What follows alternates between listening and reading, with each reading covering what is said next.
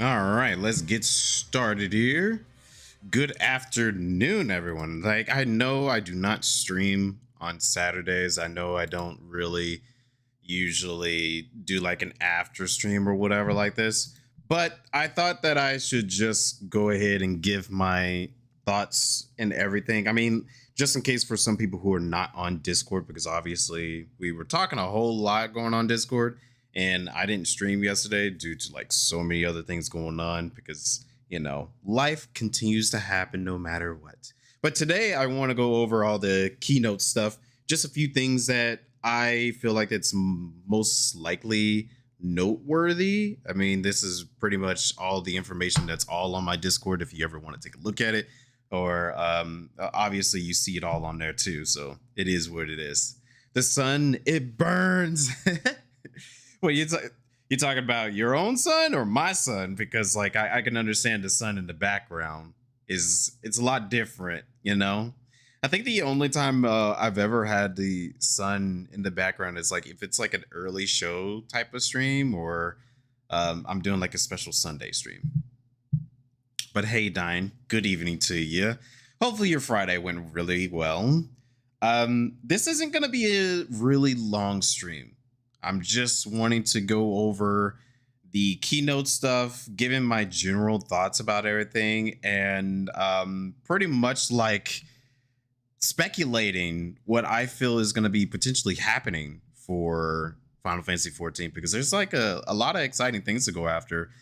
First thing I want to mention is, yes, of course, whenever the expansion comes out, we will do yet again another long stream. I know every single time I've done these, it's been very exhausting to do, but I think I can do it again. We could do it again. It's been like a couple of years, because the first time was during Endwalker. That was the first time I did a 12-hour stream. And then Dawn Trail, I did a long stream of that one too. And then here we are with Evercold, doing it all over again. So yeah, I'm excited to do it again. I think the only shocking thing to me is most likely just going to be the fact that whenever it got released, or when it's going to be released. So I'm going to be having like a pretty big discussion on that one, because like that really changes my projection of like when everything is going to be released. Because at first, well, in a way, I kind of knew that they were going to release it around this time, but I was thinking, okay, well, Square has like a really big, release window for so many of their properties coming out in 2027. So I would think they probably want to spread it out. But I guess this time they're just like, nah, bro, screw trying to spread it out. We're going to be over here just doing it as it is. But I don't know. We'll get to that speculation later. But today, I just want to have like a nice short stream. I know not everyone's going to be able to make it, because I know some people either probably happen to work right now, or they're with their loved ones, or they're just trying to enjoy their Saturday. I've already kind of had like my little fun day, I guess you could say, yesterday. So today I just want to make up for yesterday not being able to stream, and also just going over a lot of the keynote stuff, because there's a lot of good details coming out of here. This was actually a really good start.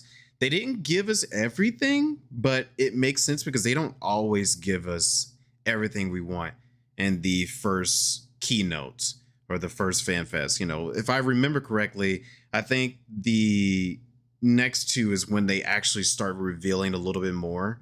Like a good example would be the jobs. Like we won't really know what the first job is going to be until the Berlin not expansion, the Keep Fan Fest. The Fan Fest for Berlin, we won't really know until that happens. And the same thing with the second job. We won't know the second job until the Japan Fan Fest. So really, I don't really expect any type of big, really, really crazy big information to come out of here. I mean, this was like a good start, and I enjoyed what they gave to us. And honestly, I think, in my personal opinion, I think out of everything that came out of this keynote will probably be the combat changes with the evolve and the reborn thing. Really, that's like the biggest like exciting thing to me to come out of all this, because like they're they're changing the way that this game is going to be playing, not in like a very big drastic way, but they're streamlining it and making it more modern and fun to play, you know. Getting rid of the 2 minute window makes me very happy. I 100% agree. Yeah, same here. Like whenever I saw that, because honestly, I was getting ready for my birthday. Not my birthday, but I had a birthday party to go to yesterday, so that's why I didn't have to stream. Um, but while I was getting ready, I saw that they were, still having the whole keynote on my TV while I was getting ready. I saw that they were getting rid of so much stuff, like the 2 minute cooldowns and the 2 minute windows for like burst damage and all that. I think that's exciting that they're getting rid of a lot of that. Another thing is like job roles, like every one of them, they have their job roles, obviously, but there's skills and actions that comes along with those job roles, and they simplified it. Like a good example that I really, really like is the tank ones. And I really, really, really enjoy the idea that you can be able to either provoke or shriek with the exact same skill. And they gave us 2 stacks of it. And those stacks recharge really quickly. So it's like, oh, I'm loving that. That's good. I think no, I don't think I'm actually pretty concerned about it no more, because they went into a little bit more detail on it, was the low blow, because I saw low blow and silence. I don't remember the name of it. I know you can silence spells and all that with I think it's like interject or something. But I saw that they're combining those two together. So it's like, that's interesting. Combining those two. Because the first thing that came to my mind was like, well, a lot of deep dungeon or just regular dungeon stuff, I use those skills. So I was like, I don't know. But then I saw that shield lob ends up doing the exact same thing as low blow. Like it stuns the enemy. So I was like, okay, that's fire. But it makes me wonder about the other jobs though. Like there's still Gunbreaker, Warrior, and Dark Knight. So I'm wondering, is their range skills going to be doing the exact same thing? Where if you get up close or if you're far away enough, it's still going to stun the enemy in some type of way. So I don't know. Yeah, I will have to see a little bit more of it in my own eyes, because I've only just listened to it in the background with some of the gameplay changes. But I'm still very, very excited about that, because I've been saying for a while, I was like, if they're going to continue on these expansions and continue on this game, they're going to need to clean up the hotbar thing, because that is like one of the biggest things that gets me every single time, because I have to always readjust my hotbar every expansion, because so much of the time they're throwing so many new skills on top of more skills, and it's just like, whoa, it gets so much. And that's one of the reasons why I actually enjoy playing Reapers so much. No, not Reaper, Viper. I enjoy playing Viper so much because Viper plays almost like the Evolve mode version, because you use one skill and it transfers to the next skill automatically. And they only have like 3 buttons for attacking, really. So like you have your single target, you have your flank attack, and then you have your AoE attack. So that's what Viper's really like. You have those 3 things, but they change every time you use that button. And it's the same thing with Pictomancer. Pictomancer, it has casting, and you can cast its magic and all that, but there's not like 4 or 5 different buttons for each cast. They transfer into the next one as soon as you cast one. So it's like, okay, I really like that. And I guess you could say Summoner is almost like that, because whenever Summoner got a rework, they simplified the way that they were casting the spells. So, ooh, that's like a really interesting one. I want to see what they end up doing if they end up having an evolve mode for that one. Matter of fact, there's like a lot of them. Like, how is Sage gonna work? White Mage. I mean, they did show White Mage a little bit. Astrologian. Oh my gosh, Monk. Dude. Monk is literally like so many different buttons that you combine together. How would they end up evolving that one? I think that's like the most jarring one that is going to be very curious to see. You curious about that one too? Yeah, that's your main. That's your main. But now that I really think about it, like Monk is like, it's really interesting considering the fact that it has so many different buttons. They kind of treat it like a fighting game in a way, because you can either, you know, I play on controller, obviously. So like all of my attacks are usually on X, triangle, square, circle. And you can always do like, you can do X, X, then square, triangle, or you could do X, square, triangle, triangle, and all that. Just saying in that type of sense. But I'm really curious of how they're going to end up doing that. Are they going to change it, or are they going to keep it the same? Like, if they do change it, how would that work? I don't know. But we'll get into the details of that and all that, and speculate a little bit more. I want to go over the keynote stuff, starting out with the trailer. Obviously, I've already watched the trailer. I pretty much recorded it as soon as the stream started, because I was like, okay, well, let me at least get some stuff. I didn't stream yesterday, but I did get like some footage of what I was going through at the time of watching it. I only wanted to record certain parts of it because I was like, I don't want to record the entire, I think it was like 3-4 hours. So I was like, yeah, I'm not recording that whole thing. But yeah, let's start with the trailer. I want to rewatch this trailer, and then we'll go into the keynote details and so on and so forth. I actually really like this trailer. This is a really good trailer.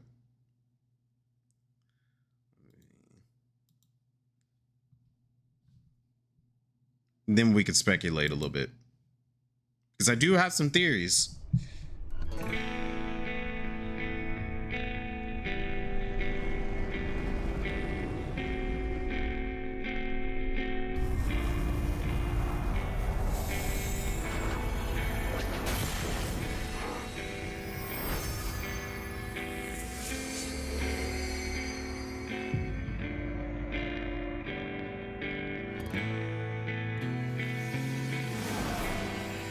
When I saw this, I was like, wait, are they really going to try to combine all the worlds together?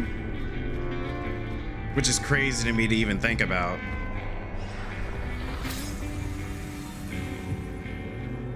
But it used to be one.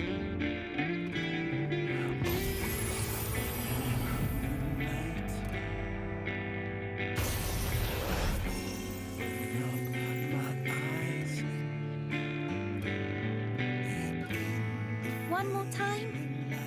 It's my favorite story. Oh, you know it better than me by now. But if you insist. Yes! All right, I'm ready. Tell me about the promised land. Long, long ago, in a time few yet recall, life prospered, for the world was rich in plenty. Majestic trees stood sentinel over lands without end. From towering peaks sprang rivers, flowing into and feeding great seas. And noble kingdoms flourished. So much of this reminded me of Final Fantasy XVI. Because it's like, oh, this screams 16, dude. Like, even those enemies reminded me of Final Fantasy 16.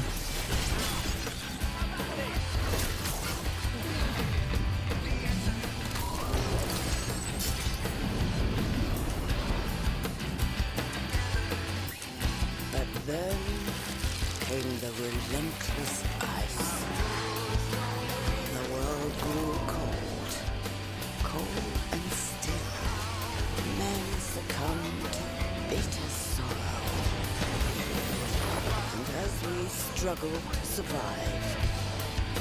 They marched, and all was lost. We had no choice but to flee to the sky.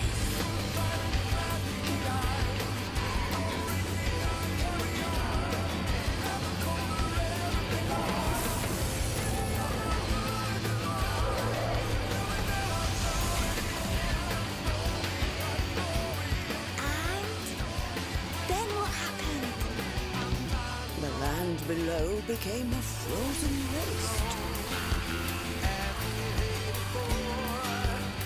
But everything changed when they arrived. The traveler. The one from the sky.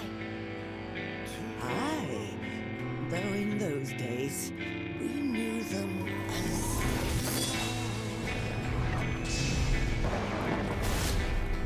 far wanderer. Okay.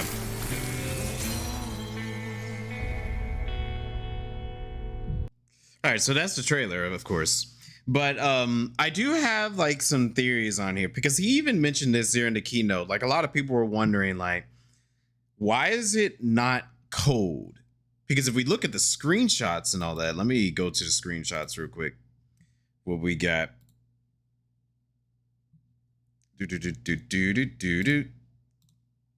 Skipping ahead here a little bit. Because when they were showing us the environments, they were like, oh, that's some very nice environments, you know, but where's the snow at? There's no snow. This is supposed to be the snow expansion. And I have a theory just because based off of what they were saying in the story. And this is supposed to be kind of like our Heaven's Ward / Shadowbringers expansion for the new saga, right? That's what I'm speculating. Where is it? Okay, here we go. New locations. All right. So we got all these other new locations with no snow in sight anywhere. And this is supposed to be Evercold. Lo, where's the code? Da, da, da, da, da. Now, I was not around when they announced Shadowbringers, so I do not know what was the screenshots or the concept art and all that for Shadowbringers. But I can say that what I am expecting is kind of like how Shadowbringers, we go there, you have the Sin Eaters, it's all light everywhere. Light is like taking over the entire first, because we're going to the fourth here. This is the fourth. And once you finish Shadowbringers, like the base expansion of Shadowbringers, that's when like the light disappears and, you know, everyone is able to enjoy nighttime again. You know, the entire environment's kind of changed. Like they don't drastically change a whole lot. You know, it was mostly the sky change, which I think that was like pretty good for what they could do at the time, you know.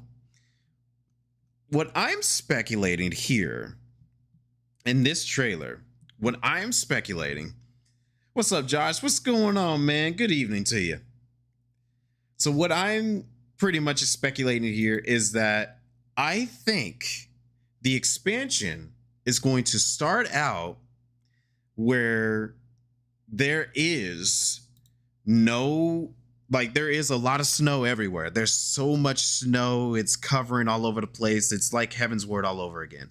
And then after you complete the story of Evercold, that's when the snow would disappear. Maybe it may not even be at the completion of the story. It might be like halfway through the story or something. You know, maybe whenever we get to our third trial and we finish off the boss there and we know exactly what's happening with the main story, because obviously that's what they end up doing. You get to level X9, and then like you have your trial, you have your dungeon, you have like the so-called villain of the story defeated. Then the true villain comes around. This is typical Final Fantasy fashion too, by the way. the true villain comes out and the entire world changes. So like in Shadowbringers, there was light, the light disappeared, so then there's darkness everywhere, kind of. And then in Endwalker, spoilers, by the way, spoilers. I'm gonna say this: spoilers happen. In Endwalker, Hydaelyn is defeated. So then, right after Hydaelyn is defeated, what happens? Everyone goes crazy. The entire world is like, oh my gosh, and it's getting close to the end. So that completely changes. Then, oh yeah, and like the sky was all dark and all that through all of Endwalker. Then in Dawntrail, Zoralja's defeated. And then we find out that Speen was actually the true villain, of course. And we start traveling to more of like the ninth shard, and you see in Alexandria, and everything's more technological and glitched out and all that. So what I am thinking here for Evercold is probably going to be the exact same thing, where like it's going to be all cold and frozen, but then we obviously come here, we figure out what's the code stuff going on, which I think, hold on just a moment, I think this is where like some of these types of things come into play, because we see this and several other enemies looking like these little monolith Final Fantasy XVI type of stuff. In a way, it also kind of reminds me of 10. But we see so much of these things in the trailer. And I think whatever the story is behind with this is either going to be the main thing, or it's probably going to be like the first thing that we run into, and then it gets rid of the code. That's what I'm speculating at the current moment here. But yeah, I think that's what's going on. And then like, obviously the environments are going to go back to being like this, vibrant with color and everything else. It's not snowy, but I do think it's going to start out snowy first off. That's what I think, because it would be weird if it's called Evercold and there's no real cold or snow anywhere. That'd be pretty disappointing.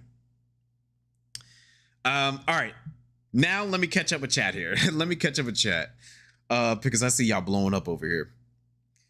You don't want the warrior light to be absorbing the ice or something like they did with the light. I do agree with that, Dying. I don't want them to end up doing the exact same thing in Shadowbringers where we're absorbing whatever element that's going on. But I don't think they're going to continue that. Because if that was the case, how come we didn't absorb lightning for Dawntrail? Because lightning technology, the I forgot what is it called, Electrope. We weren't absorbing Electrope and all that by the end of Dawntrail, so I won't have to worry about that. About to go see a movie, and then get sushi. Oh, that sounds fire, Josh. Well, I hope your movie goes well. What movie you're watching? What's up, Artemis? Good afternoon to you. I'm just talking Keynote stuff. It's not going to be a very long stream. I'm just going to be talking Keynote stuff. Pretty much like speculations of the story and, possibly raid stuff in content. And then just talking about some of the things that stood out to me and moving on from there. They sounded just like that too. Like they sounded like they wanted the snow stuff. Yeah, defeating the literal god. Yeah, exactly. That was what Endwalker was all about. Like Endwalker was literally the end of like the gods of the whole thing, the universe of Final Fantasy XIV, I guess you could say. Like Endwalker was putting the end of gods, which I gotta say, I do like this whole new direction they're doing, because I think I even talked about this either on stream or off stream with some folks, but I remember saying like, we're going towards a whole new saga here where like we have no Hydaelyn, no Zodiac, the 12 gods are gone. Like all of that is gone and over with. We're never going to be seeing them again. Which is why they even pointed out in the the keynote as well, like taking Final Fantasy XIV to the next level, the Godless Realm saga, kind of like how the Hydaelyn and Zodiac saga was. I think that started out in A Realm Reborn, and then I think Dawn Trail should be part of this. Dawn Trail and Evercold is part of this whole Godless saga, which I think is actually pretty cool. They're even doing something like that. It's a very interesting way of portraying that. They say Evercold is where it starts, but I think it kind of started with Dawn Trail. It's weird to show us non-code of most of the Evercode going to be real code until near the end. Yeah, well, I think they're going to end up doing something like that, which I wouldn't mind it. Like, they're either going to have it to where it's going to be the majority of the expansion is going to be code. Oh, thank you. Thank you. I appreciate that. The Keyblade is awesome. But now they're going to have either the majority of the expansion going to be code, or at least like either 1/3 of it or 2/3 of the expansion will be code. Like, that's what I'm thinking. Like, it's either going to be like, I'm thinking it's going to be 2/3 code, and then like the last third of it is going to be the ice melted. Like, I don't think they're going to go a full on Shadowbringers. Shadowbringers, it was full light. I don't think they're going to do full snow the entire of Evercold. It's the same thing with like Dawn Trail. Dawn Trail wasn't completely tropical or completely futuristic technology. It was like half and half. Once you got to level 97, that's when the technology stuff started coming in. And the same thing with like Shadowbringers. Shadowbringers, once you got to level 79. Yeah, 79 is when like the light started to go out. And let's see, Endwalker. I say Endwalker, it was all like very grounded stuff until I say all of Endwalker was very, very cosmic. It was so cosmic throughout the entire expansion. But I actually enjoyed it. I thought it was good. Ryan Gosling film. Okay. Evercold has a deeper than just weather. Oh yeah, definitely. It doesn't have to be that. Like I ever think, I was going to say Evercold. I think Evercold really has like more meanings to it, because obviously each expansion has a lot of meaning to it. It's not always the exact same thing. You know, in some cases, Shadowbringer, obviously you are the Shadowbringer. You're bringing the shadow to this world that's filled with light. You know, and then Endwalker was literally like the end of the saga, but like you're also walking towards the end of it. They had you walking towards the end of the expansion. Plus it was like the end of everything. Dawn Trail was like the beginning of a whole new thing. You started a whole new expansion, a whole new adventure. So like, yeah, Dawn Trail was just like, it's the beginning of a whole new thing. That's literally it. So Evercode, I think there's like more to it. Like, I don't know. I can't really speculate what it could be. I mean, I can just say a few things here and there. Like, obviously the world of the fourth, which is where we're going to. The world of the fourth is going to be code, which makes me kind of wonder, because I know so much of Final Fantasy XIV now. Actually, I wouldn't even say now. All of Final Fantasy XIV always reference past Final Fantasy games. We already reference a lot of Final Fantasy 3, 4, 5, 9, and I'm talking like a lot of it. I think a lot of 6. We referenced a lot of 6. We had a lot of 8 at one point. That was a raid. But really, so much of the Final Fantasy series got so much representation in it. The only ones I think that haven't had much representation, I would say, would be 13, 10, 15, 16, and that's about it. I mean, we had a lot of 7. I guess we could say more 7 could be in there, but then again, you can argue, well, if 7 hasn't had much love in there, then 6 needs more love. And same thing with 8. You can argue 8 could get more love. But really, the games that haven't had much representation in terms of like the main story, I say 10, 13, 15, and 16 hasn't had much love in it. And maybe a little bit of 7. I would say a little bit of 7. So I don't know what the 4th might be about, because the first was based off of Final Fantasy III. Then we had the 9th was basically, based off the 9th one. And then we had the 3rd. Yeah, it was the 3rd that we went to, right? The 3rd was representation of Final Fantasy IV. And Endwalker was all about like 4 in a way. And I guess we are getting some 5 representation in there. But I don't think Evercold is giving me hints of 5. Don't know. 3 hasn't gotten enough references. Final Fantasy 3 was referenced all that. Final Fantasy 3 is literally Shadowbringers. That is literally what 3 is. They mentioned the Promised Land. That is true. They did say the Promised Land. Like, I think I got a screenshot of that, actually. They said they went to the Promised Land, which was like, they went to the skies because it was too cold on the surface.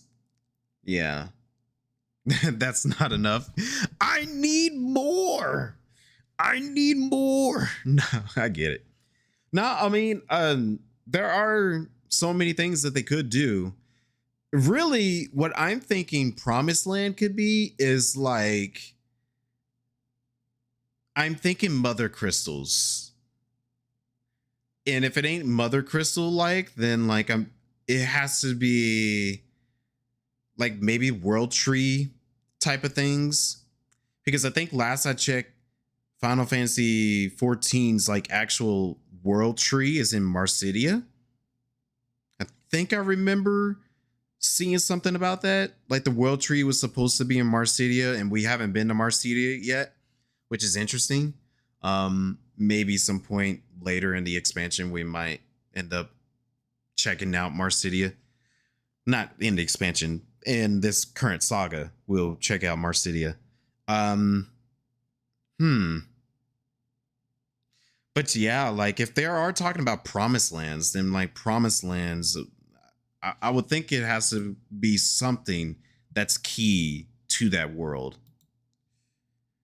These little technological things, they reminded me so much of I forgot what they're called in 16. They're not Alligans, because they're not Alligans. Alligans don't exist in 16's universe. Oh man, what were they called? But they were the people, they were the type of people who made Omega. Dang it, hold on. This is gonna bother me. I need to look this up.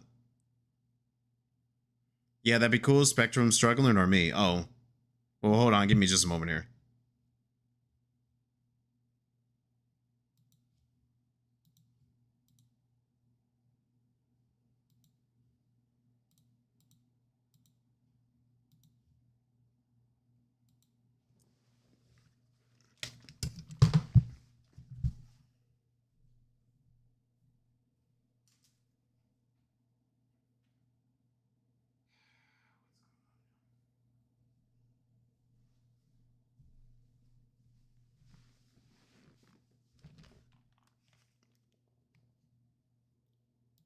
Okay, I don't know.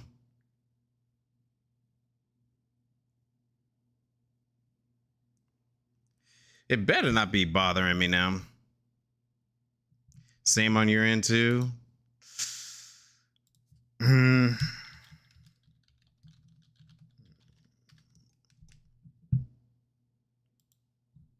Hmm.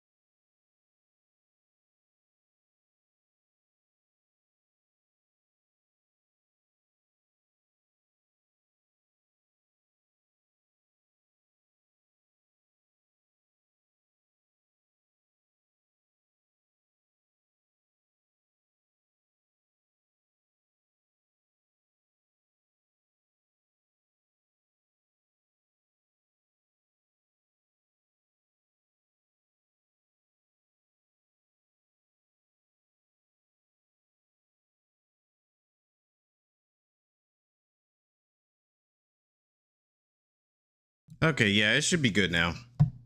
Should be good now. It looked like it stabilized. Sorry about that. I don't know what happened. Spectrum is like the worst internet provider you can ever get.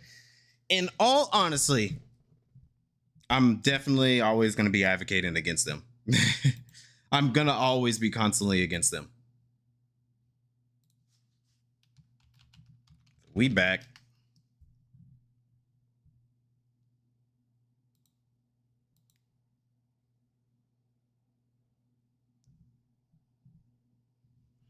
Let me refresh.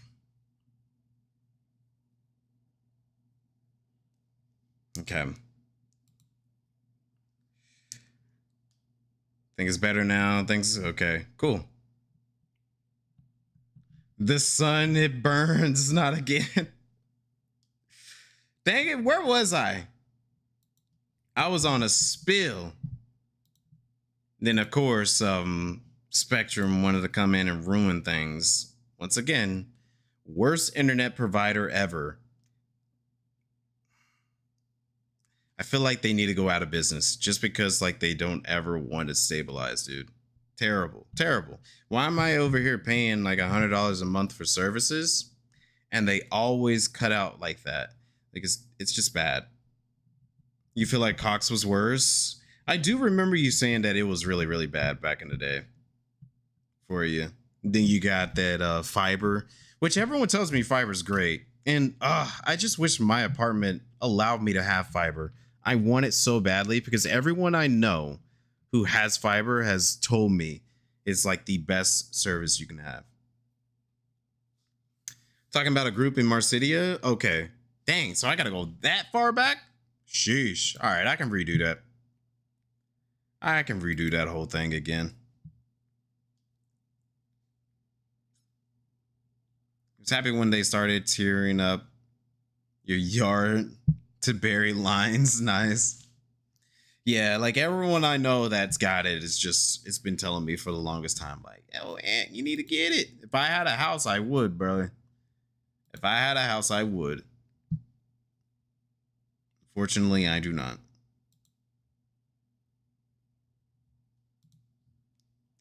Okay. So, about the group of people in Marsilia. Sheesh.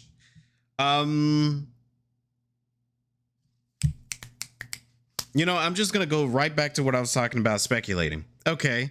So, if we're talking about the Promised Land, because they did mention the Promised Land in the trailer, I'm thinking that it has to be in the lines of like the World Tree.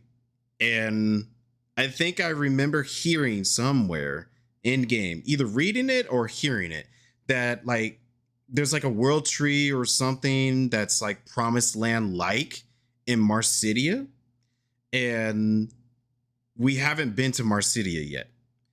Yeah, I think there was a few times where people were speculating that we might end up going to Marsidia at some point, because like here, the Everkeep people were talking about, oh, we escaped to the skies for the promised land and yada yada yada. So yeah, okay, cool. We escaped there. But like we haven't been to Marsidia yet. There hasn't been an expansion based off of it. I'm thinking some point in the expansion we might end up doing that.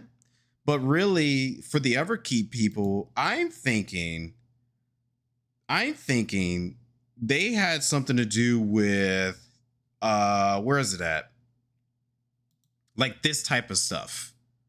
Like I think people are like these, there's probably special people like this with this type of enemies and technology, like this type of living. Like this might be the promised land for the people in the fourth. And maybe that's where these enemies comes in. But these enemies reminds me so much of Final Fantasy XVI's enemies, which I was getting ready to do before the freaking internet decided to be weird. Is Marsidia the Dragon Land? Maybe? I can't remember exactly. Maybe. Let me look it up real quick. So FF14 Marsidia.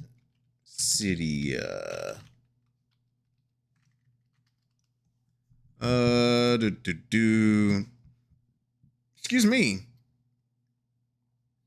The south of the three great continents in Arnold, Isbard, and Orthard.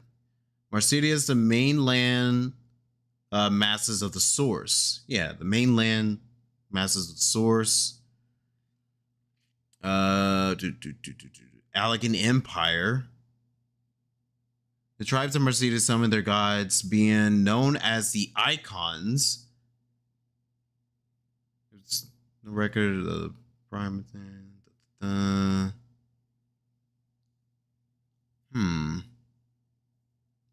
After the end of the war, Marsidia was rendered a wasteland.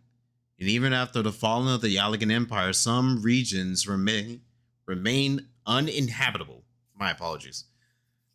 With reclusive populated areas that often attack any of who approach.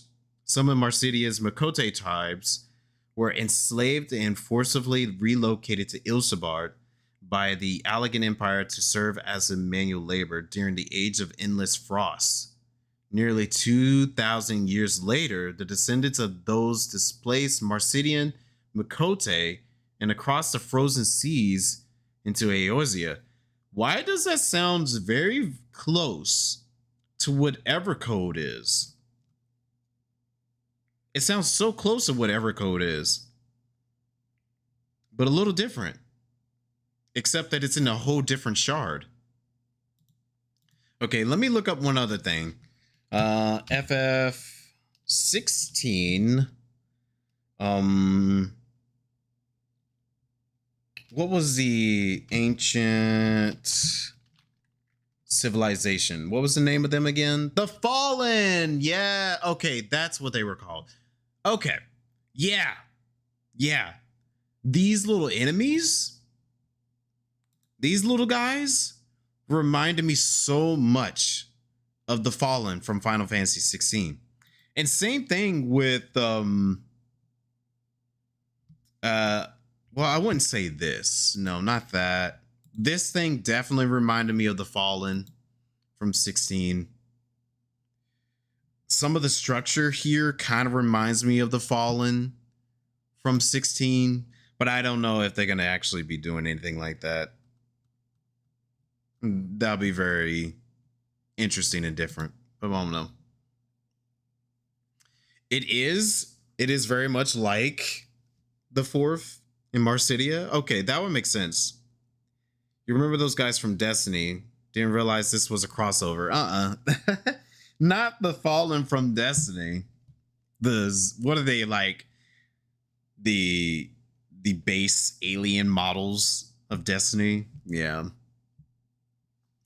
But anyways, yeah, that's what I'm kind of speculating there for Evercold in a way. It's the fourth. I don't know which Final Fantasy it can be going off of. I don't know. I can't really say too much about it based off of this trailer. It's not giving me much hints as to which Final Fantasy it could be based off of.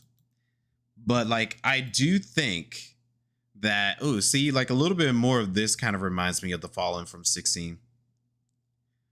But I do think that at some point in the future, whenever we do see live gameplay of this expansion, I think it's going to start out as cold everywhere.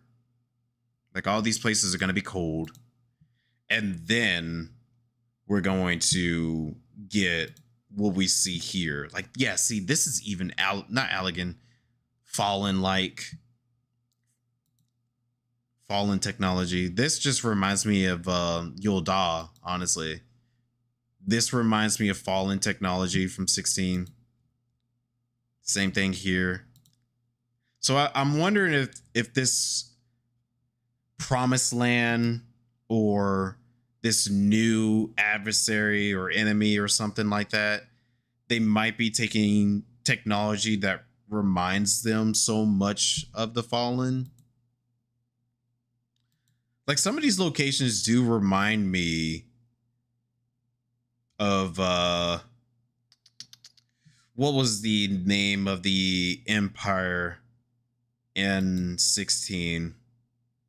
But it definitely does remind me of the Empire a little bit. Here, weirdly enough, this kind of gave me Xenoblade Cross reference. I mean, it's not a Xenoblade Cross reference, but it gave me some Xenoblade Cross ideas.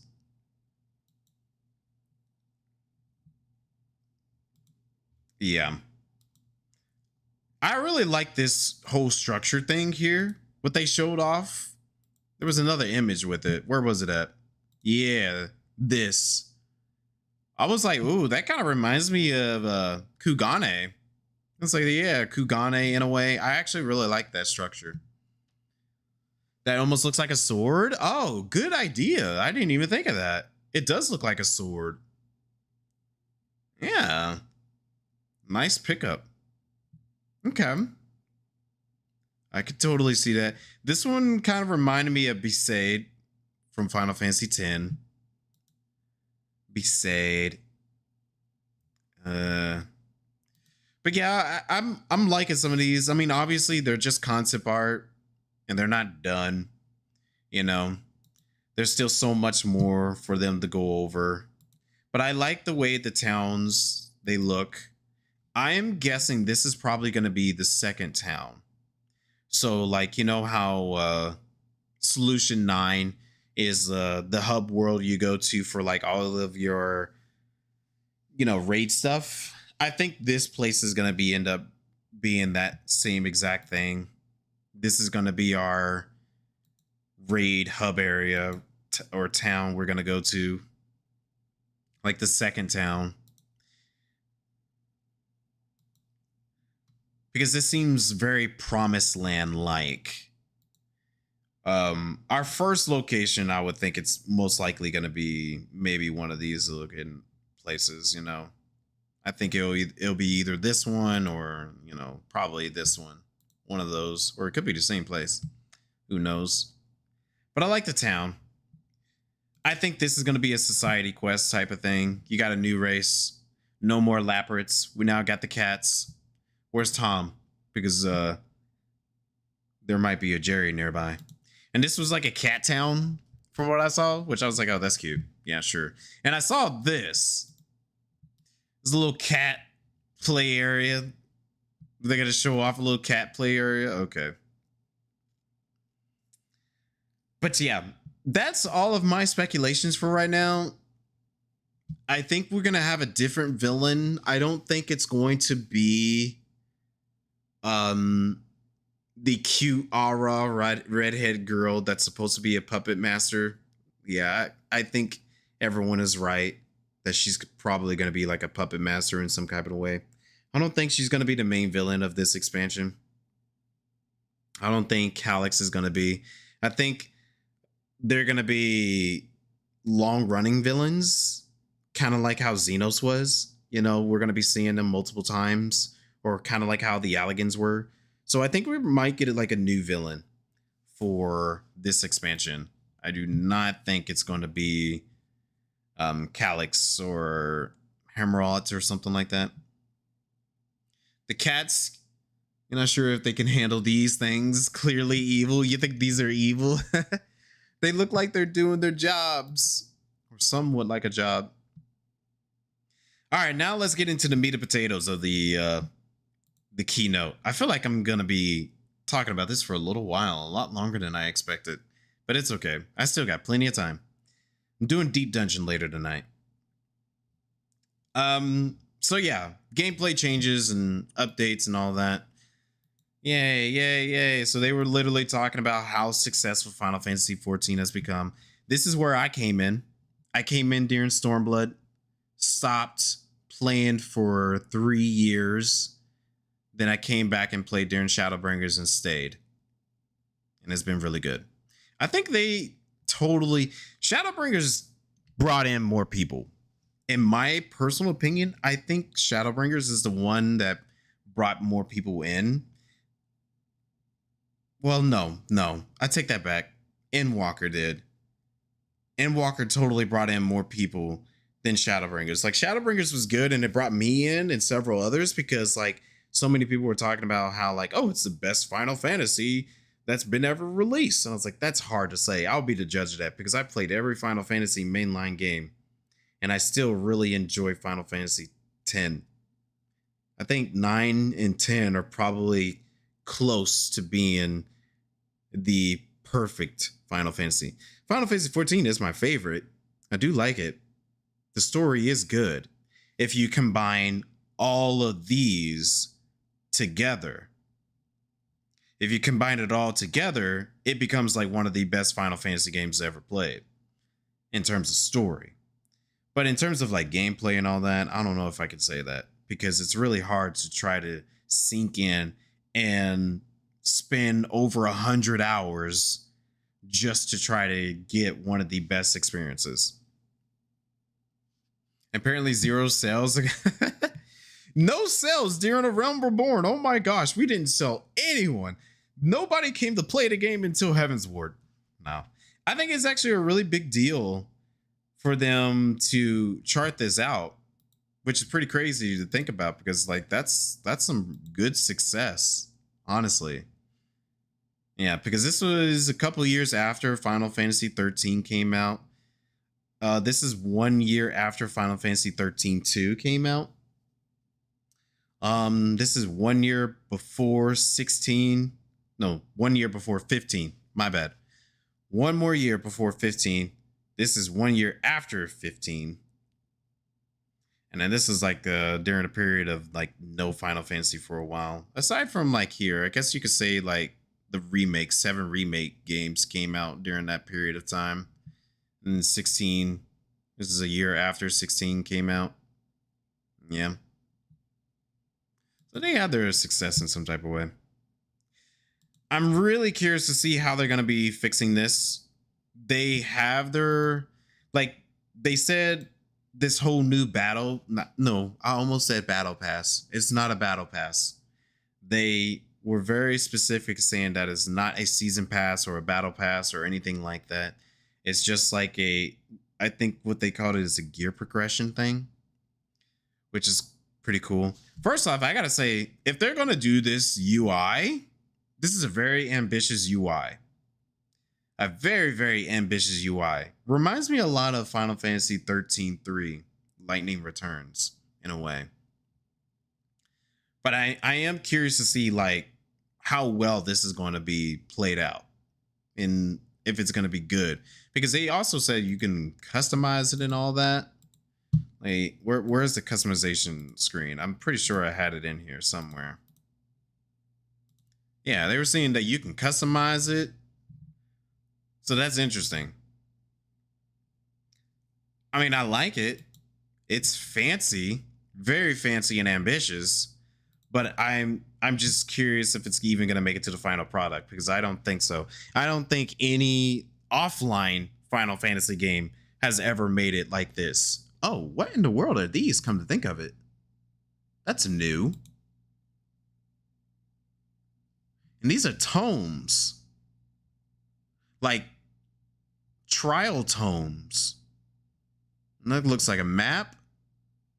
That's regular chess. Orchestrion roll. They can be like a skill right there and a mount. Huh. Interesting. Rewards update in 14 days. Yeah. Okay.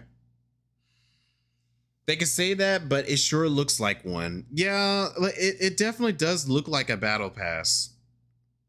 But the way that they were describing how it works, it was kind of like this. Like you get your weekly missions and your weekly rewards. And I know I've seen other games do this. Like clearly, I can tell you right now, I play Marvel Rivals. And that's like the only other game I can actually tell you it works in a way. Because in Marvel Rivals, every week you have your missions that you do. You have repeatable ones, then you have your daily ones, then you have your weekly ones that show up on a weekly base. I'm guessing it's going to be working like that.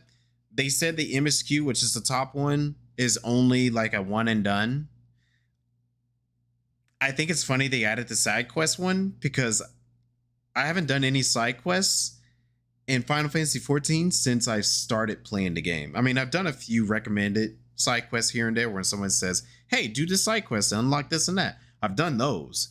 But like in terms of like actual side quests and all that, I have not done that. So this is probably going to incentivize me to do more side quests. Complete an instance dungeon, easy. Trial, easy. Fate, easy. Participate in the frontline campaign. That's easy because I'm trying to do the PvP stuff, synthesize and deliver 5 collectibles. Oh. Gather and deliver 5 collectibles. Ew. Neil and Drim are going to be on my ass about that. I can do it. I could do it. It's fine. Welcome back, Josh. Leaning into the battle pass, methinks? Yeah, well, I don't think it's gonna be a battle pass, but it's very much like a battle pass. Like it is a battle pass. Like it from what everyone is saying, it does look like a battle pass, but it doesn't operate like a battle pass based off of what they were saying. Based off of what they're saying, it's not gonna be working like a battle pass. I'm thinking it's gonna be working like the series rewards. You know, because let me just say this. I've already said it during my PvP stream. During my PvP stream, I've said that I am not too big on the series type of thing. It's too much of a grind. Too much. And I don't like doing PvP. Like every once in a while, I might do it just for funsies and all that. But I don't really like doing it a whole lot. So if they do it this way, I'm fine with it. And I'm thinking they're just tuning it a little bit. That's how I'm looking at it. It's not like a necessary battle pass.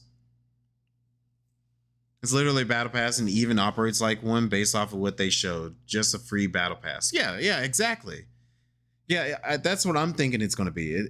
Like that section right here, it's just a battle pass. It's a free battle pass. You're not going to put any money into it because Final Fantasy XIV is a subscription-based game. Why would they make you have to pay for a battle pass while you're already paying a sub? That's terrible. They even pointed it out themselves during the keynote. So they're not going to do that. The missions, it helps out with the whole battle pass thing. But like I'm okay with it as long as it doesn't cost me money and it doesn't make me have to do crazy amount of grinding.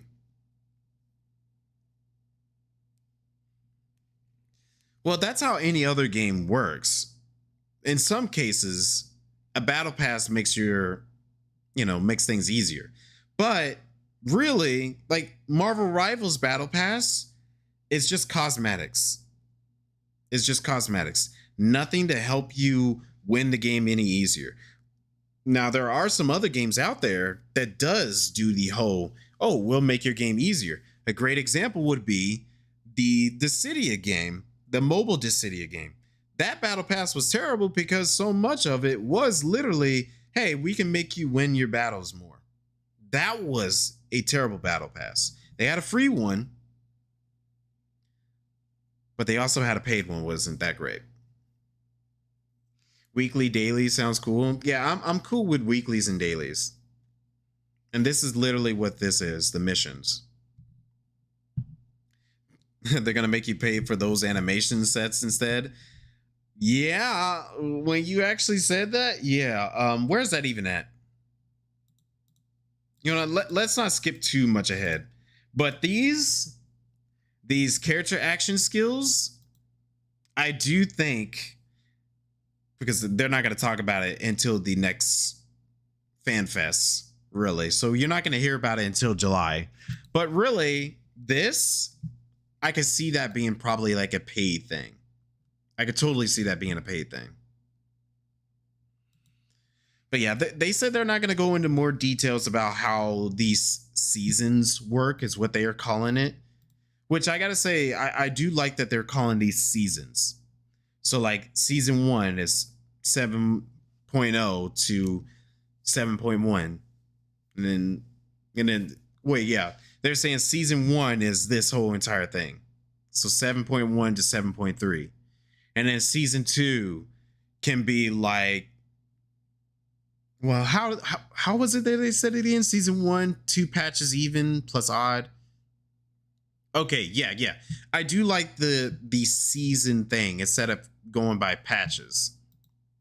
I mean, you can still go by patches if you want, but you know, it's gonna be interesting. We won't hear more about it until July. I think, was it July? More details to come in Tokyo. So no, we're not gonna hear about it until October. So more details will come in October regarding how all of this works. So right now I'm just holding my breath on it as I'm choking.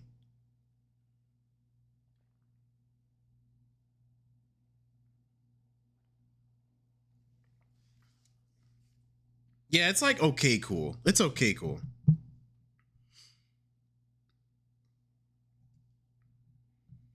Wait, what season you're in if you get killed by a giant rabbit, a rabid rabbit?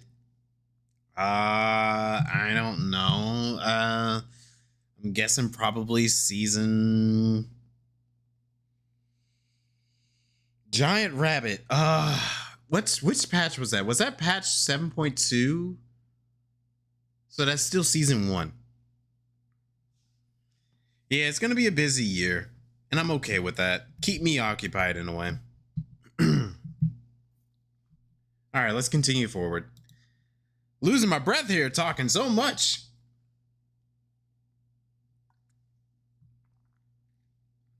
Okay. Next section. Item level. I think this was great. This was great. This helps you out so much, dying, because like if you have one of your jobs max item level, then the rest of your jobs can be at max item level as well if you wanted to. I think this was fantastic. One of the best additions right there they added to the game, because it's so much juggling item level with all of your classes. There's so much to it, and it's just like, oh my gosh, dude. You know, it gets a bit much, especially considering how many more jobs we're getting now, because we're at, I think right now we're at 21 jobs, not including the not even including the crafters and gatherers, because if you include crafters and gatherers, that's a whole nother ball of park there. But we're getting more jobs as these expansions goes on, and clearly we're not at the end of this game just yet. I think we still have like 2 more expansions after Evercold. I'm guessing we're probably gonna have 2 more expansions after Evercold. So that's like at least 6 more jobs being added to maybe a total of 27 battle jobs. So for them to have a feature like this, that helps out so much. And you could already tell they're doing it with the whole idea that, there's no more of the limitations of, jobs. Like, oh, you can't wear that piece of armor with that job. That's no more a thing, which is awesome. I'm glad that's no more of a thing. And I think this is just one way for them to push forward that narrative, The lazy man's item level, is that how you looking at it? I don't look at it that way. I mean, I guess that could work. I'm just thinking, like, you gotta think about people's time. And I get some people who are saying, like, well, this is an MMO. An MMO is supposed to take up so much of your time. It's supposed to be a grind.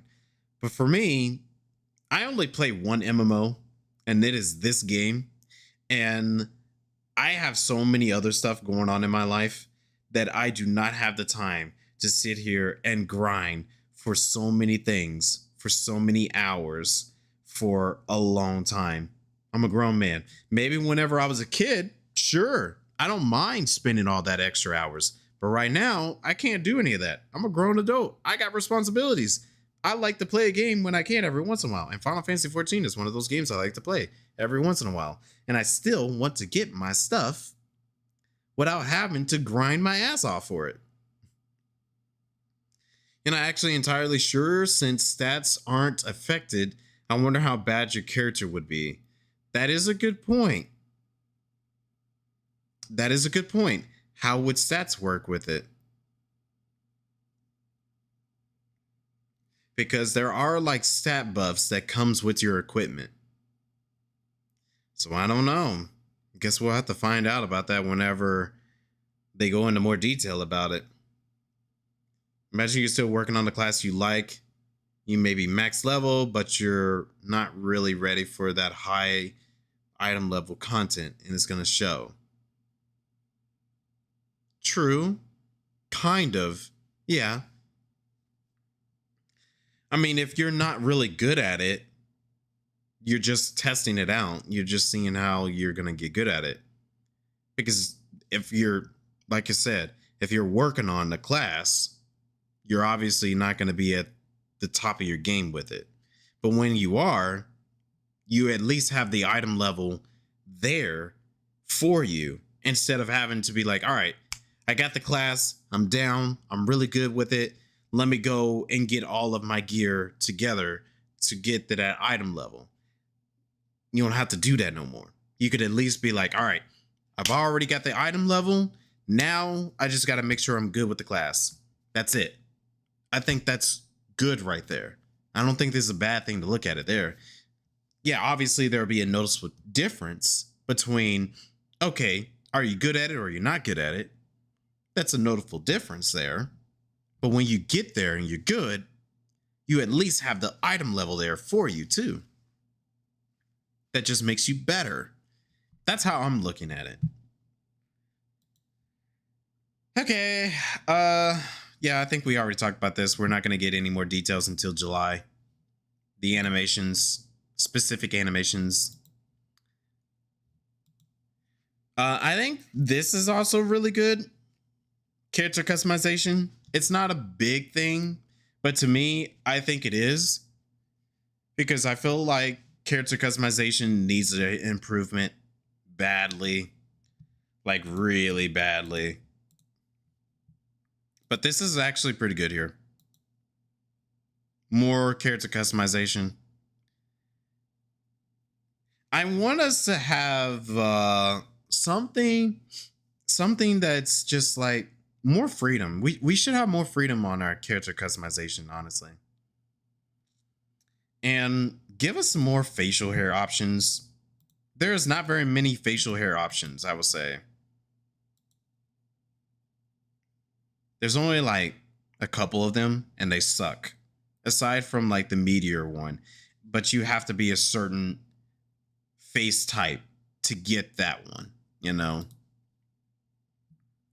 I think the toggle for the gear is a great idea, you know, because there are some pieces of armor that I remember seeing and I'm like, I really like this outfit, but I just don't like this one part on the outfit. I think this was a good feature to add to the game because, you know, it comes up with some neat ideas. Like I could already see some great glam contest ideas that can come out of this just by looking at it. I can already tell. People that aren't me will do cool things with that. Yeah. Yeah, I do feel like I do feel like there are going to be some very creative people with this. Because people are so creative on glam. I'm somewhat creative with glam. I don't think I'm that creative. Last time we had a Mokote walk, it was pretty nice. And it was nice seeing a lot of people's ideas. And I want to try to do that again at some point again, but I will think about it later. Sickly because the blue people, oh, really want to get more into the glamour? Yeah, definitely, dude. And I think this helps out on being able to, you know, do more glams. So yeah, more personality, more customization. I think that's like a really good, huge plus to me. You wear complete sets. That's what Drim does. Drim wears complete sets, but he knows how to rock it. Got it looking good on him. I mean, there's nothing wrong with complete sets. They're complete sets for a reason. I think complete sets are nice for what it is. I think it's a bonus if you can mix sets together. Like, that's a huge bonus. If you could be like, oh, I like this chest piece, but I also like this arm and leg piece. You know, I think that is fine. Nothing wrong with it. The Magical Girl set, you're all beautiful. I saw your screenshot of that. Matter of fact, let's see Dine's where's it at? Screenshots.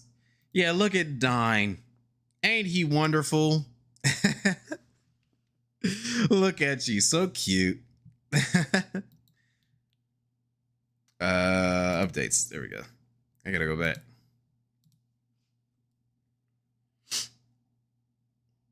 Yeah, it does take time. It definitely takes time.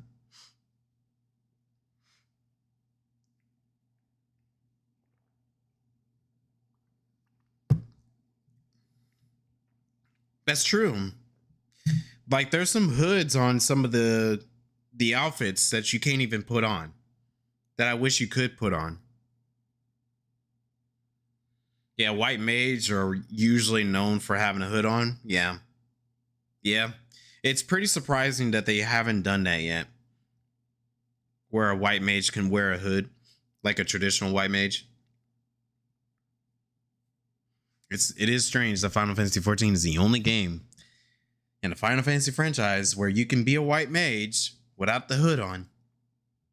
Unless you do one of the other cloaked outfits and turned it white, but you know.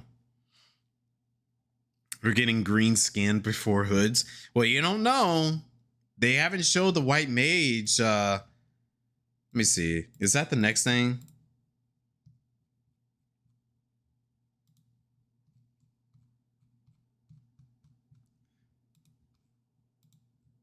Trying to find it. Yeah, they haven't shown the white mage outfit. So we don't know. They haven't shown the white mage outfit yet. But we'll get there. How many years did it take for the Vieira to wear hats? Exactly. Exactly. It took them a long time to get Vieira hats. It is in the concept art. But, you know, they're working with the limitations they have. but they're getting better with it. They're getting better. They're trying to improve more and more as the days goes on. But you know, give them some time. Maybe the white mage for in this expansion, they might end up having it to where you can wear the hood. You know, you just never know. All right, talking about more content. I don't think they went over all the details on what this content is. But what they were basically saying is that they're trying to improve everything, like the day-to-day content that you do in Final Fantasy XIV. And I think the first thing is like, they were like, let's talk about the battle content, which obviously something I am always attuned to.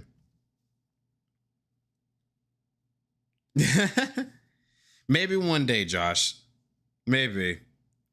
Like for me, I always say like, well, you know, I always want these types of things to happen, but I don't know if ever Yoshi P and them will ever listen to me.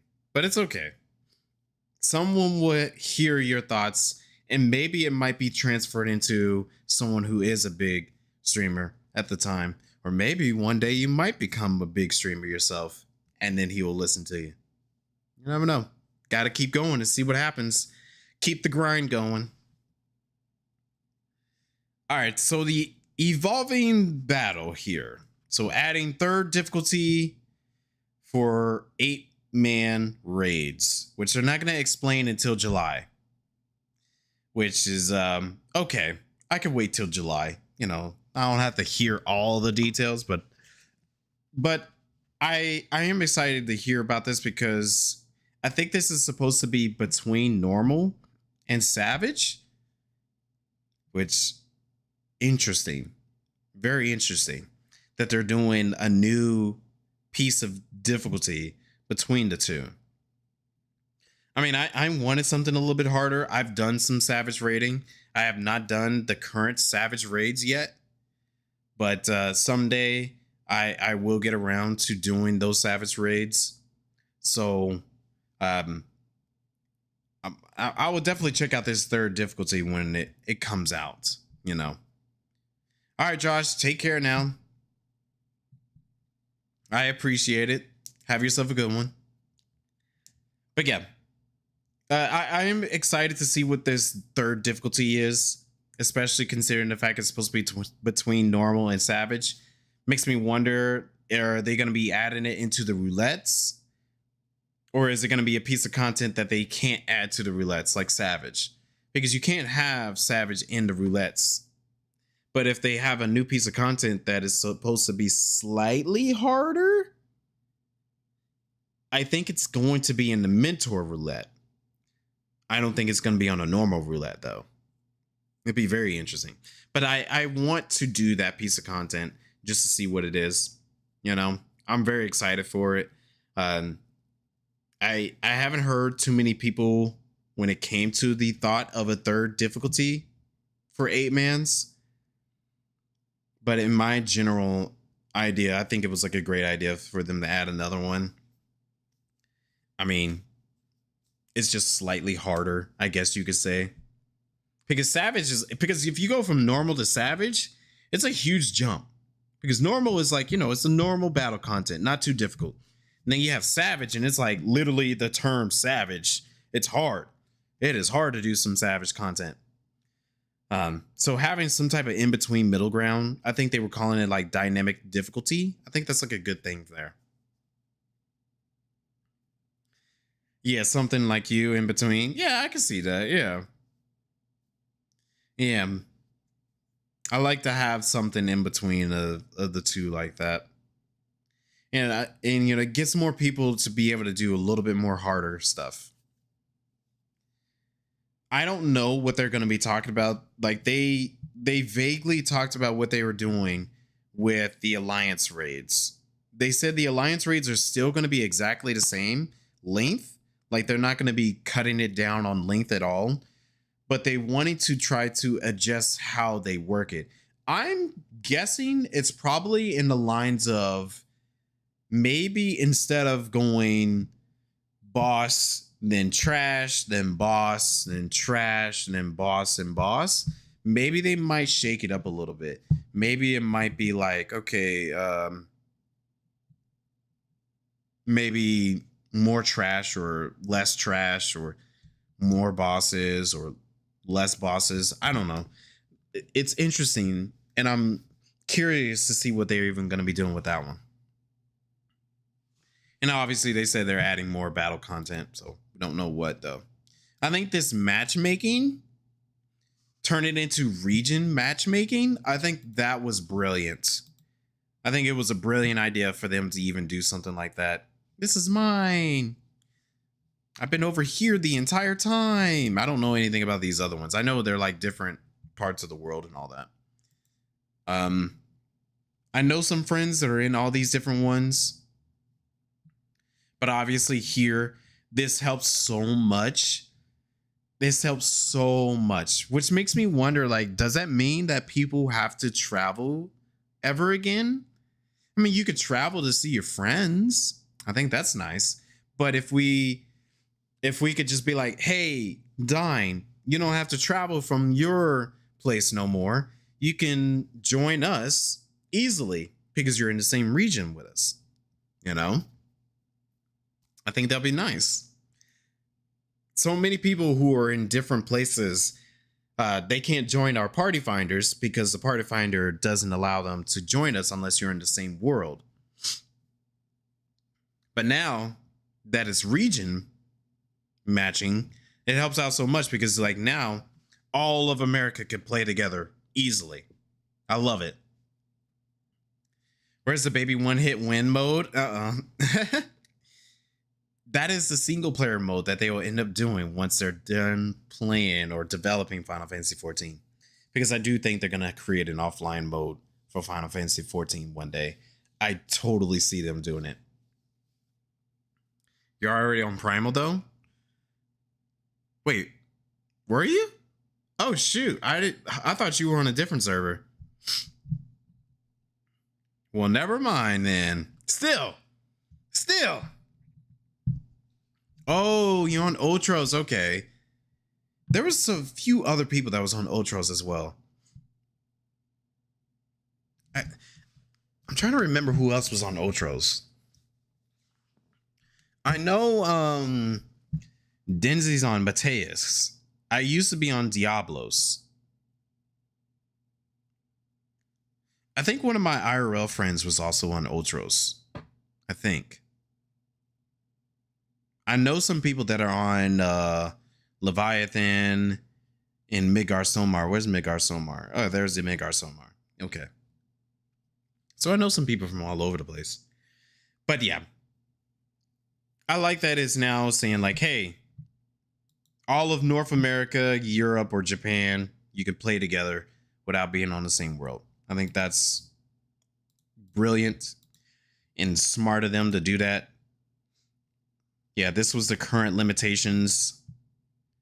And now it's like everyone can join. And it's Party Finder included. Love it. Love it. Okay. Moving on to jobs. Should help on DPS matchmaking. Yeah. Wow. Now that you brought that up, that should. That really should. That will lower the queue times.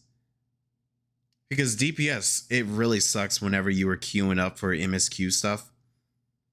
Dude, I didn't even think of that. Yeah. I like that. I like that. And I think what they said was it will be available. I think they said it will be available during 7.5. If I remember that correctly. Yep. Coming 7.5x. So yeah. Thank you. That's actually great right there. Really good that they were even adding that.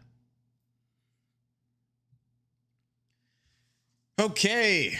Moving on to the next thing. So we got new jobs, a new tank, and a new DPS. I knew they were going to do this. So they hinted at a tank. I'm guessing a tank. My guess is since it's shields is probably going to be a dual shield wielder, which is new to Final Fantasy. It's not an actual job in Final Fantasy. As far as I know, there's no dual wielder shields.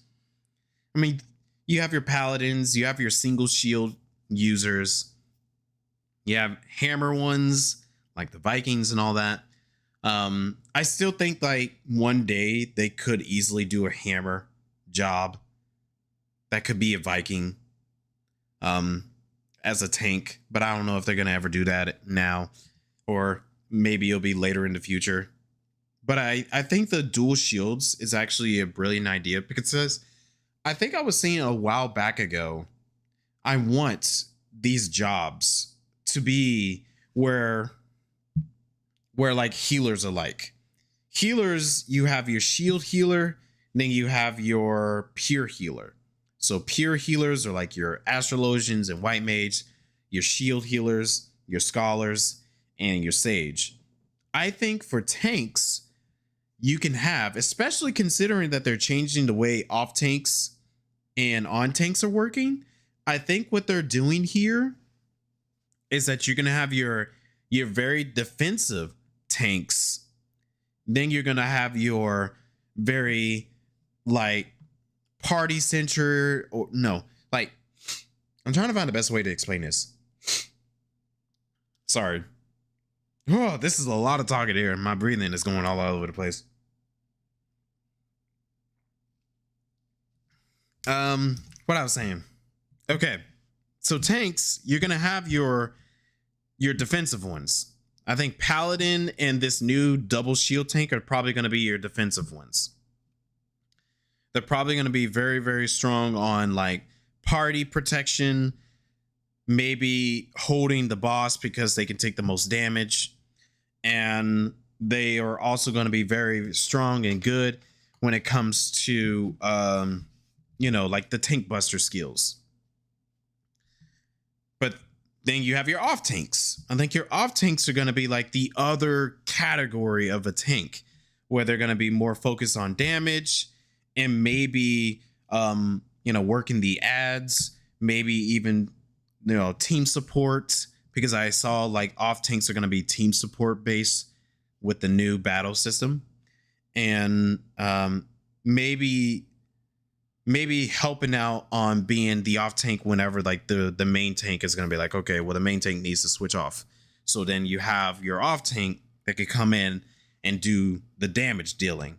So I don't know what they would call the off tanks. I don't know what you could call it, because I feel like shield healer and pure healer was easy to say. Off tank and main tank, I guess you could say that's easy to say. But I'm just saying like your on tanks are more defensively. So what I'm thinking is the main tanks are going to be Paladin, this new one with the 2 shields, maybe Warrior, because I still think Dark Knight and Gunbreaker are like mainly going to be off tanks, because Gunbreaker and Dark Knight are all about dishing out the attacks and maybe some team support. Yeah, I can see that. A lot of salty people have been saying about their job not being called main tank. Really? There's a problem with that? I don't see any problem with it. Because if we could have a pure healer and a shield healer, I don't see what's wrong with having a main tank and an off tank. I don't see anything wrong with that. We already do it. Like for most people who do hard content, like whenever I do Unreal or whenever I do Savage, a lot of times, or maybe even extremes as well, a lot of times we have main tanks who are more defensive tanks doing all of the boss mitigation, not mitigation, but aggro attention, while the off tank is like a support.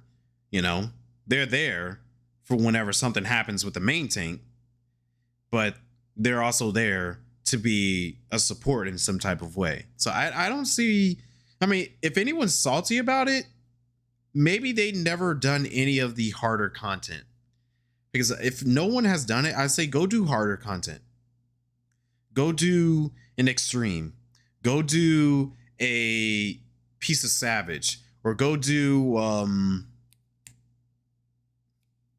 like Unreal, and then tell me, oh, we don't need a main tank or an off tank. You feel like it's just a psychological thing for 99% of the content. Anyone can be main tank just fine, so they don't like suddenly being categorized as an off tank. And maybe an issue you've seen for people or having, hello John, having an issue with is that every tank could be called a main tank. The main difference was who had aggro the majority of the fight. Okay, I see what both of y'all are saying there. I can see what both of y'all are saying there. But I don't know. I mean, it still just kind of goes back, because the way that me and everyone else cooperates is that we usually do this. Like a good example for anyone who knows when Drim is in here with us. Drim, he's usually the main tank whenever we are doing any type of extreme or any type of Unreal or any type of Savage content when it comes to like the enemies. And I'm usually like the off tank. Sometimes we'll switch between the two. Be like, hey, I'll main tank. But I feel like that's like the best way to handle it, you know? I don't know. I mean, I get what both of y'all are saying there from what people are saying, but I'm okay with the idea of that, especially if they are creating like subcategories for these jobs now. Healer's got a sub job that everyone was fine with. I feel like tanks having a sub category like healers should be fine too. If they just called it defensive tank and offensive tank, no one would have any issue. Personally, would main any tank even after the change. Yeah. See, I was very hesitant to even call the off tank offensive tank.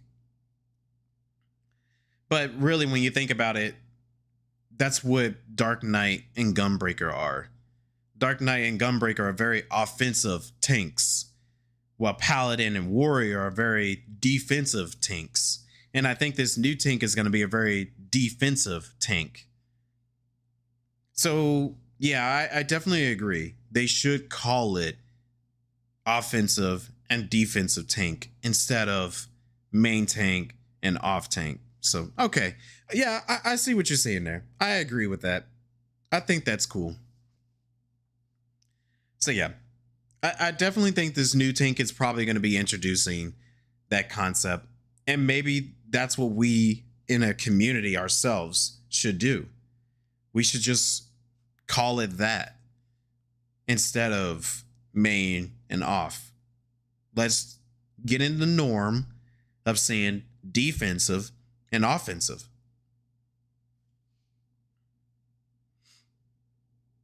You'd be surprised if they changed what they call it before launch.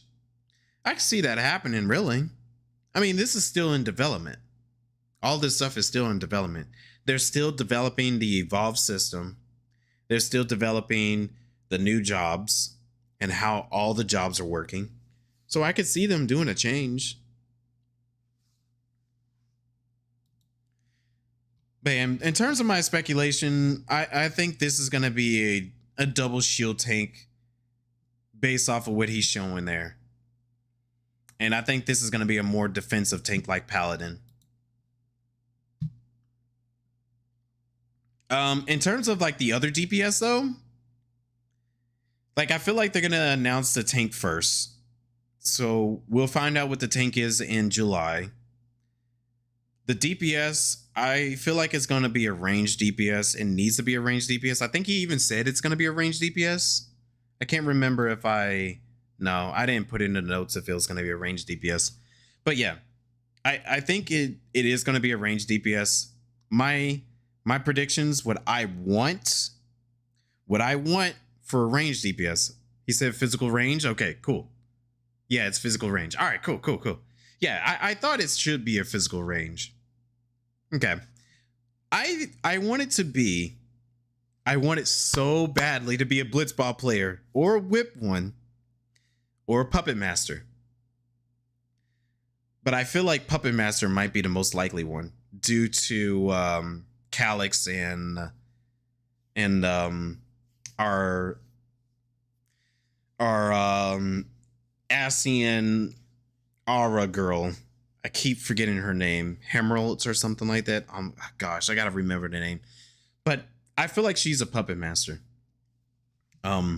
So they might end up doing puppet master for the range DPS. As much as I want blitzball player or whip class, I do think puppet master might end up being that, and that makes sense for it. We haven't had a new physical range since Heaven's Ward. Dancer was a physical range. That was Shadowbringers.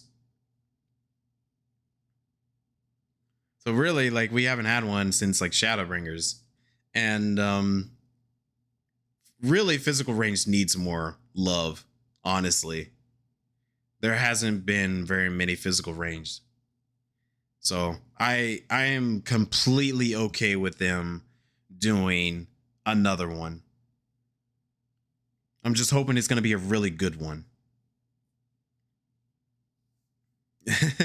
Oh, no, that is okay. Really, for me, Dancer, I rarely play Dancer. Rarely ever play Dancer. Not much of a Dancer player at all. But yeah, my predictions is double shield tank, puppet master. I will love it if it was blitzball player or whip one. But I think puppet master is going to be the one just because of our villain. All right, now to talk about the new battle system, which is the Reborn Evolve mode. Giving my thoughts on that. I think they said all the jobs, aside from the limit jobs, are getting this new battle system, which makes sense because I don't see the limit jobs getting any of that. They don't do any normal content, so it wouldn't even matter at all anyways. So with that being obsolete, which I gotta say, I still don't like the idea of limit jobs. I want Blue Mage and Beastmaster to be actual jobs. I want them to be real jobs. But they're not gonna ever do it. I don't think they're gonna ever do it. But I'm okay with it. Yeah, they already do work differently. They already do. So they don't necessarily need an update. And I'm fine with it. You know, if we're going to continue the limit job idea, I'm fine with them not having this new improved system, especially considering the fact that their skills don't link. Like, I'm pretty sure Beastmaster, those skills do not link. Like, Blue Mage doesn't have skills that they link. Like, all the abilities and actions, they don't have like a 1, 2, 3 like every other job inside the game.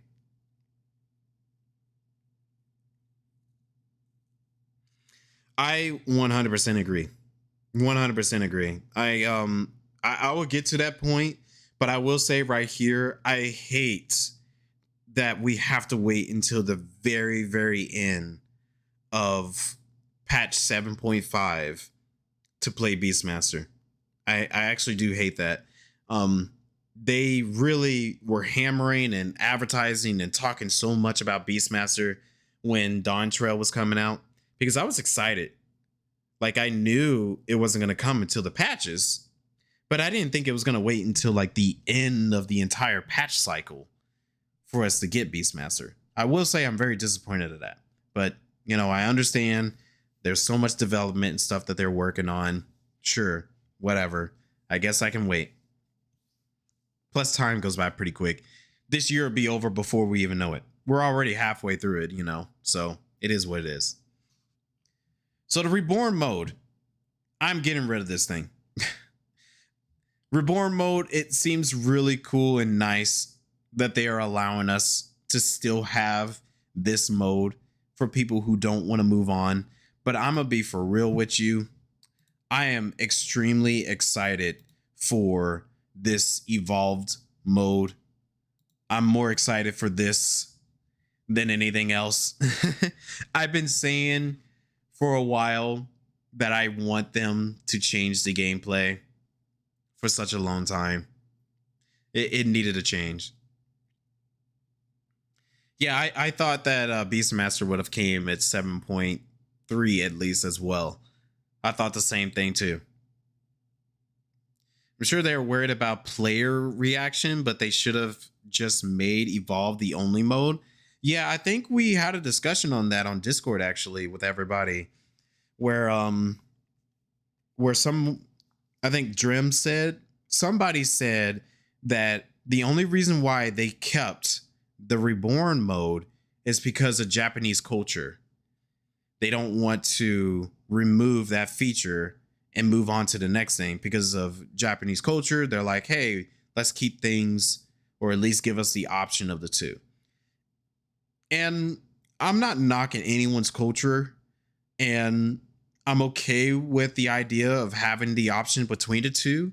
But I will say, sometimes we have to move on.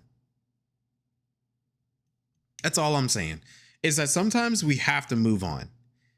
And having the Evolve mode being like the main new battle system, I feel like that should have been like our main thing to just move on to and do it.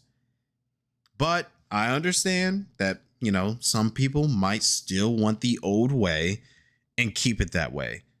Totally get it. But we have to learn to move on. I agree. I'm done with Reborn mode. You can see that Japan players are very bullheaded on retaining the status quo. That's true. Yeah.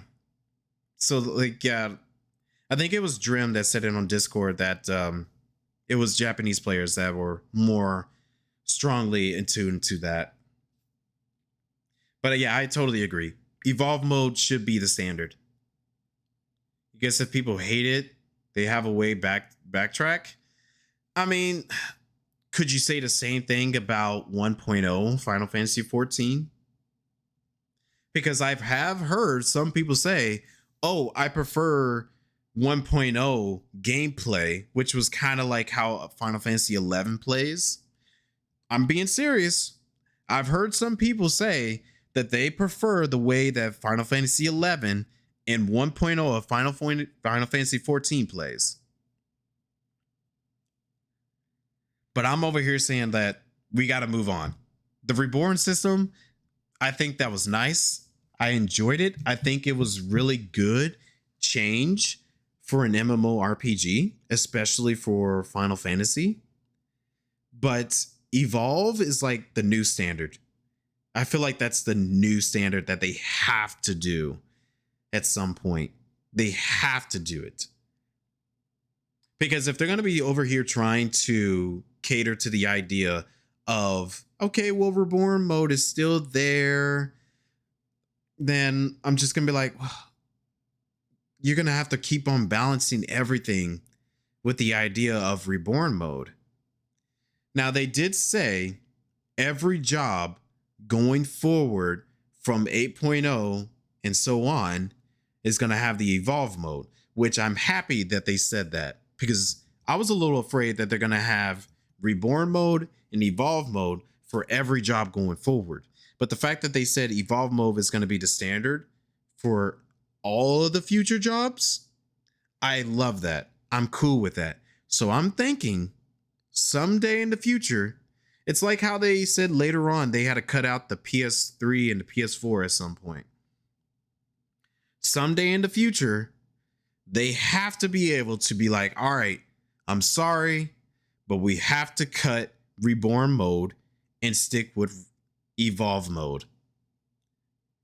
I'm guessing that they have to do that at some point. Like, he gave full credit to one guy on the dev team. Hope it's well received. Mr. Prime is given massive amount of hate. Really? He's getting hate? I thought he did an excellent job.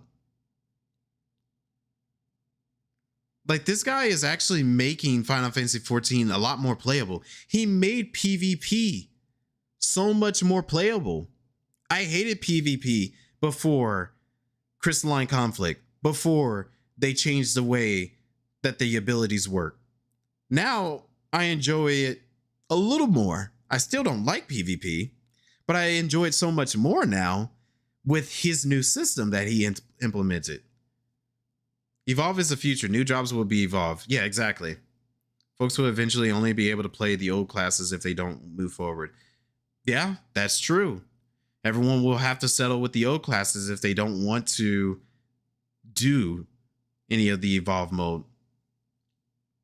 If you have this blame one guy, oh no.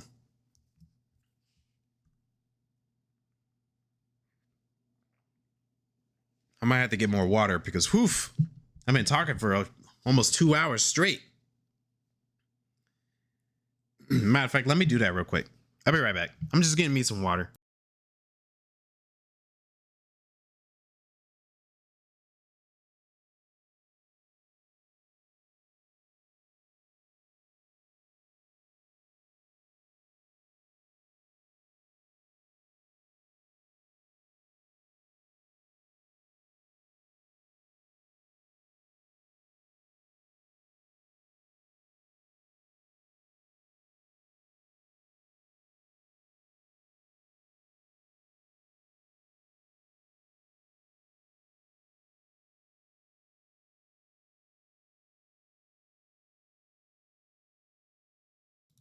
All right, I'm back. I just wanted to go grab a water bottle. Faster to grab a water bottle.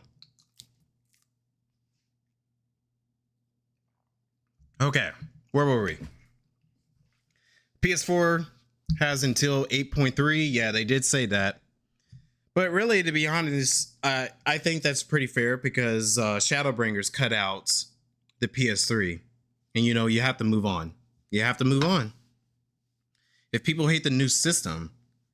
Oh, he said blame the... Okay, he said blame him if people hate the new system. Okay, I see what you're saying. I see. It isn't that people are blaming him for the new system and all that. Okay. Yeah, I mean, like, the new system is great, dude. It's great. I love it. Like, there's so many things that I saw of it, which we will go over the... Matter of fact, let me... Let me see if I can find it. So obviously, like they said, you know, jobs and rotation is going to be operating differently. Reborn mode, the standard stuff, they're cutting things down to make it easier. I mean, I wouldn't say easier. So it says toggle between modes at any time outside of battle. Job levels are shared, so no need to relearn anything. Gears are shared. Evolve mode is available when unlocking a job. All content clearable with both modes. Reborn mode available only for existing 21 jobs. All new jobs will have the evolve mode, which is great. It's great. Let me skip all the way down to the bottom. Okay. I want to go ahead and go over this stuff while we're already talking about the new battle system and all that. So yeah, where is it at? Where is it at? Where is it at? Where is it at? Okay, here, right here. I love it. I think they were saying that if 8.0 is hated, folks will focus on Mr. Prime. Yeah, everyone will hate him for, like, if no one likes the new battle system. Yeah, that's correct. It looks great to you. Never been the biggest fan of Final Fantasy XIV combat. That's true. I remember you saying that every single time I stream Final Fantasy XIV or whenever we played together. You've always told me that. And it was always a surprise to me because, like, really, the combat of Final Fantasy XIV is what got me to play this game. Because previously, I didn't want to play the game at all. Like, I knew when Final Fantasy XIV and Final Fantasy XI came out, I knew those games coming out, and I saw the gameplay of them, and I was like, okay, for one, I'm not playing no MMO. Two, that looks hot garbage to me. But they changed the way it worked. And I started hearing how well the gameplay is. So I was like, okay, I can work with that. I can do that. Yeah. Let me try out Final Fantasy XIV. So I enjoyed it so much more. But as the expansion's going on, and I've said this countless times, my hotbar looks like a mess with all this stuff. That's too many buttons. And I even remember during Dawn Trail, he was even saying like, yeah, we're running out of buttons here. We're running out of buttons. We're going to have to do something about this. I was like, yeah, you're going to have to. Because if you're going to continue this game for another 10 years, and you're going to be adding new abilities, adding new stuff to this game, you're going to have to either simplify the system or cut out some abilities or something. So this evolve mode is literally what I'm asking for. It is literally the best scenario for them to do right now. You love that they gave the white mage. Oh, the skills that they did with white mage. I saw a little bit of what they did, but I didn't get like the full extent of it. I've only watched the Paladin, Dragoon, and I think that's about it. Yeah, I didn't even get to watch the Bard or the White Mage one when they were demonstrating it. But a great example, so I'm just going to go off of the most that I know of, which is Paladin. I played so much of Paladin, and I'm glad they actually started with this one because I could actually explain my feelings about this change, and then also how I feel like they are changing it, you know. You switch over to controller to try to manage the buttons better. Oh, is that what you had to do? I've always played on controller. I didn't play on my PC during the time whenever I decided to give the game a try. So I've always played on a controller. And really, to me, on controller, it feels like you're playing an action RPG. That's what I tell people all the time. I tell everyone, it's like, hey, if you play Final Fantasy XIV on a controller, it's like you're playing an action RPG. Oh, Diane, I didn't know you were. I thought you were a keyboard and mouse player. Okay, well, I guess that makes sense. You don't want to do no finger exercise on your controller.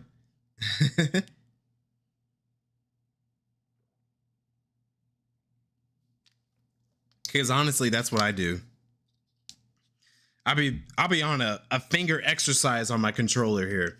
I'll be over here like, okay, boom, boom, boom, boom, boom. And I might stretch my finger over here trying to move and also, you know, using certain abilities and all that.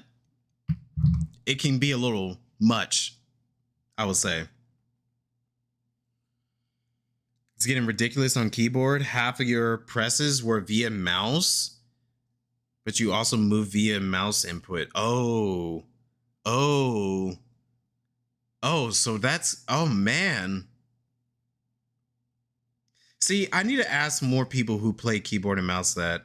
I think later tonight, because tonight I'm running Deep Dungeon with some folks. And, well, I would just say I'm doing Deep Dungeon with Drim, Nero, and Tashi. They mostly play keyboard and mouse, aside from Tashi. He plays controller like me.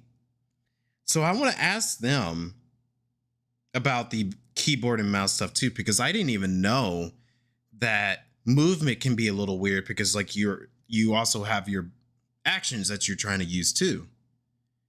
After your controller though, you don't want to move back. Oh, see, that's a big deal. That's a huge deal. Maybe this change, you want to go back, but like at the same time, I don't see why you want to. Because I've heard some people want me to play on PC as well. And I don't think I want to play on PC.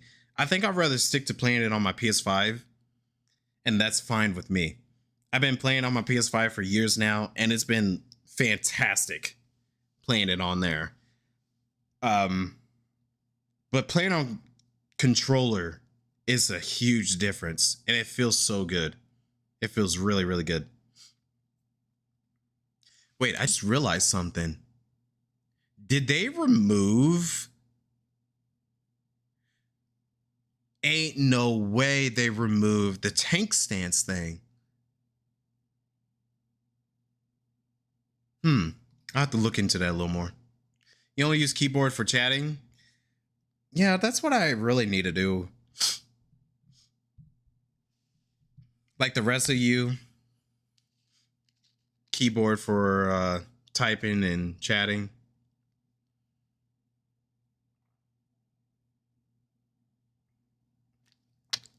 Yeah, wouldn't you use the WAS to be moving?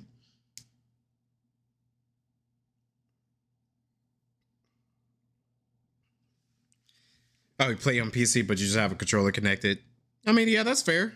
That's fair too. You can connect your controller and play it. Tank stance is activated via provoke now. Ah, I actually kind of like that. But now I'm thinking about, what about dungeons? So do I have to pull the first mob to get the stance to come on? Oh man. Yeah, I gotta think about trash pulls. I'm pretty fast controller. Well, it's because I got presets. I got presets to help me on controller. But I've been typing on my controller for years, so I gotten used to it. You can use WAS, but you could also use the mouse buttons. Okay. Yeah, see, like, I can see how that could be a bit much. Okay. So while we're talking about combat here, I just like to say I like the change here, what they're doing. They're simplifying everything. Like going from all these buttons to just these. It feels great. Looks great. I love that they're doing a 1, 2, 3 with one button. It reminds me so much of Viper because I do play Viper a whole lot.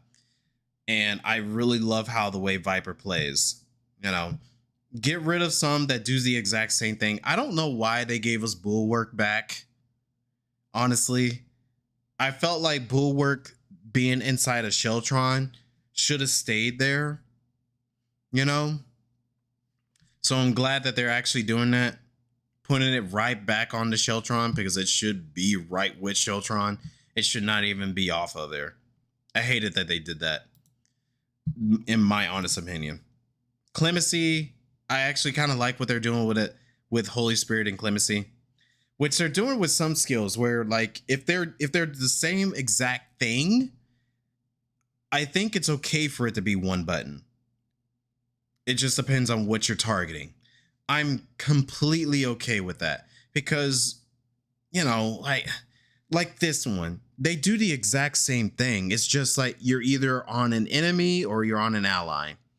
Just let it be one button. So I'm happy that they're doing that. Same thing with provoke. I think it's okay for them to do that.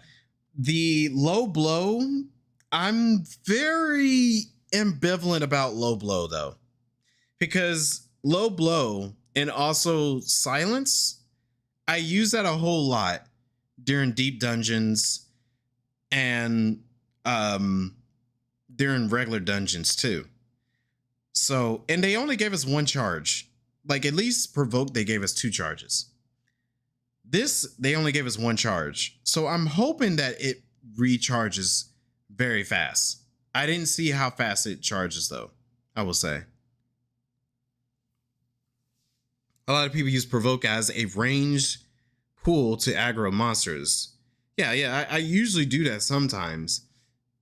But, you know, sometimes when you're like just on a roll and just going, makes sense for provoke to activate stances. Yeah, I definitely think being provoke and streak is the same thing was a genius idea.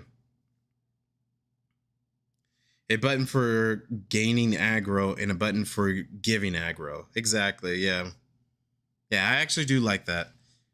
For it to do the exact same thing.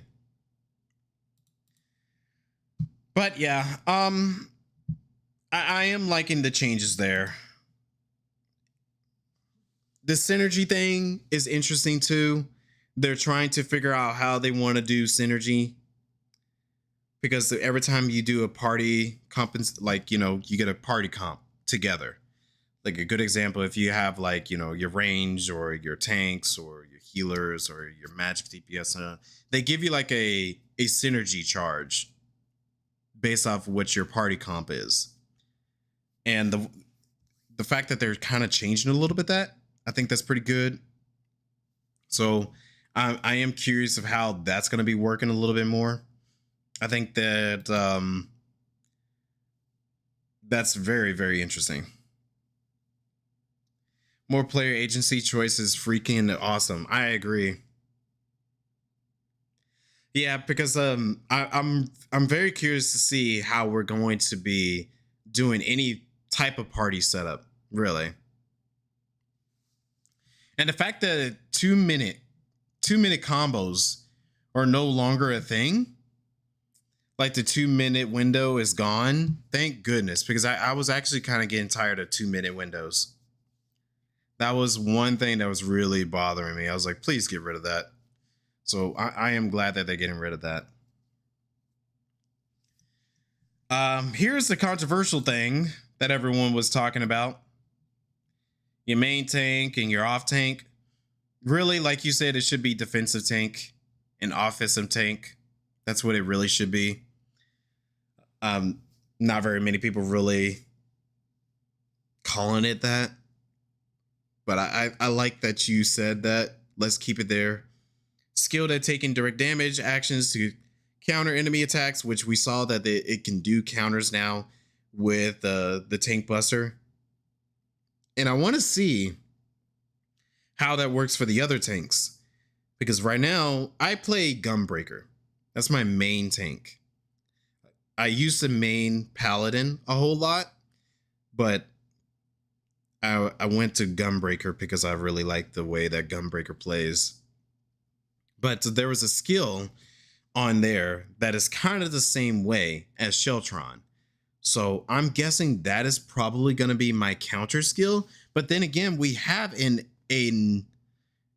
what is it called? I can't remember what it's called. But there is a counter skill that Gunbreaker already has. Are they going to combine that with our heavy shield that cools down every so often? I don't know. I'll have to see what they do with Gunbreaker whenever they do more demonstration of that. But anyways, overall, I think the new battle system that they have going on here, the Evolve system, it really should be the new standard. It really should. And I love everything that they're doing with it. I am just very curious of how they're going to handle it. Like earlier on the stream, Dying, when we were talking about how is Monk going to be playing. That is one class I am very, very curious of how they're going to do the Evolve mode for. Because Monk is one of the only few jobs out there where every single one of their buttons, every single one of their abilities and actions, you can blend them in to different things.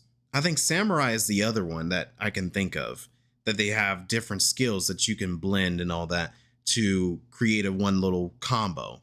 So I don't know how they're going to end up working around that with the new Evolve system.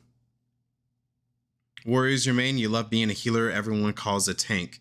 That's true. Warriors are literally a blue healer. I think that was like the joke whenever Endwalker came out for Warrior, because they literally just heal. Heal, heal, heal, heal, heal. It's crazy. But I can understand that. Warrior's a good one. I just like Gunbreaker and Paladin so much more for myself. I used to play a lot of Dark Knight too during Shadowbringers, and a little bit of Stormblood. All right. Additional updates. We're almost done here. We're almost done. Additional updates that are coming on that I am excited to talk about. This is obviously a new enemy, which I thought was pretty cool. So they're going to level 110, which it makes sense that they're going to 110, but I was kind of hoping for them to do something different. But it's okay. I think it's okay that they're doing that. Really, I think they're going to do 2 more expansions after Evercold. So really 130 is being like the max level for everything. I think that's fine. That's probably the reason why they didn't even bother changing the levels, because they're like, okay, how many more expansions are we going to do at this game? Well, we want to do it for another 10 years. And if they're wanting to do it for another 10 years, I'm predicting that that is in the span of 3 expansions. So we got Evercold, and that will last till 2029 to 2030. Cool. Then we have another expansion with that one, and that will last at like 2030, maybe 33, 34. Then the next one after that it'll be 36, 37. So really, I think we're going to have like 2 more expansions after Evercold, and the max level at that point will be 130, and that'll be okay, you know. Nothing too big about it. Gunbreaker and Paladin are your seconds. Dark Knight is fun, but it just doesn't heal itself. That's true. Dark Knight dies so quickly. So quickly. But I do know some people who be killing it on Dark Knight. I used to be really good at Dark Knight, but like I can't do it no more. But yeah, 130, I think that's a pretty manageable level if they're wanting to do another 10 years. 110, sure, makes sense. Treasure hunts, fates hunts. I have to ask Drim and Nero their thoughts on this, because honestly, to me, I don't have too much I can say about it, because I like the idea that they're changing it. I think the way they're changing it, it looks nice. It's cool. But I've only done so many treasure maps. I've only done so many hunts. I've only done so many fates. All I know is that they're trying to make things more evolved for like public settings. Like they're wanting more things to happen in zones instead of it being dead, which I remember them saying that they don't want it to be dead and all that, which is cool. You know, I think that's good, because really, once you move on from one expansion, the old areas in those old expansions don't really have much going on to it. Not much is happening. So if they are one to actually change it to for it to be more lively as the years goes on, I think that is a good move for them to do. But I don't have a lot to say about it. Dark Knight is great if your healer is on a tight. Yeah, that's true. But thankfully, we do have great healers in my community. I have a lot of really good healers that helps me out. Yeah, I've done a ton of fates. Like I've completed most of the fates in every expansion except for I think Shadowbringers. It's either Shadowbringers or Endwalker. One of those two I have not finished all the fates for. I think there's like 2 locations I haven't finished yet.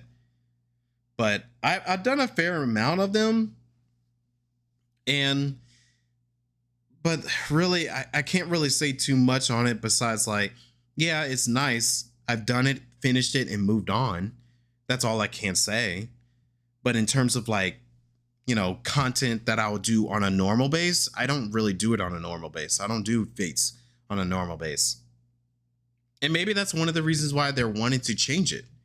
Maybe the reasons why they're wanting to change how treasure hunts and fates and hunts work is because they're wanting more people to actually do them and, you know, go out there to different locations instead of being like, all right, we done every location in every expansion. Now we can move on and don't even do it again. Because that's what I've been doing, honestly. There hasn't been much of me doing it. Cross-region travel during EC. You want to bring your main to North America without losing the house on EU. Oh, that would be nice. That'd be nice. Really, I think that would be cool for them to do that. I do feel like it's going to be a while, though.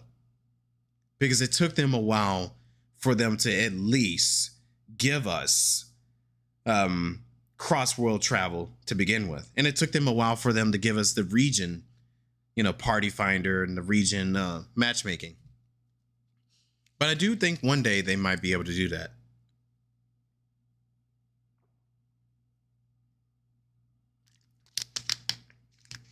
Phew. But yeah, that's about all I can say about that. They said this is the new dungeons. They look cool. I like the new dungeons. I'm curious to see which one is going to be which, though. I feel like this is like a late game one, and this one might be a late game one. I don't know. But I'm looking forward to them. The new jobs, not new jobs, but the outfits. I do like these outfits. I think they look nice. Summoner, Paladin. This Paladin fit looks awesome. I might be rocking this Paladin fit. The Endwalker Paladin fit was my most favorite Paladin set, but this one might end up being my new favorite because dang, I actually really like the way that looks. I don't know what this is supposed to be. Is this supposed to be Gunbreaker? I don't know. Samurai, Dragoon. This is Dancer. Dancer. It's gotta be Dancer. Crafting job. Crafting job, possibly. Red Mage. I'm not too big on that Red Mage fit. Yeah, not too big on it. And then obviously new enemies. I think this is probably going to be dungeon. These are new dungeon enemies.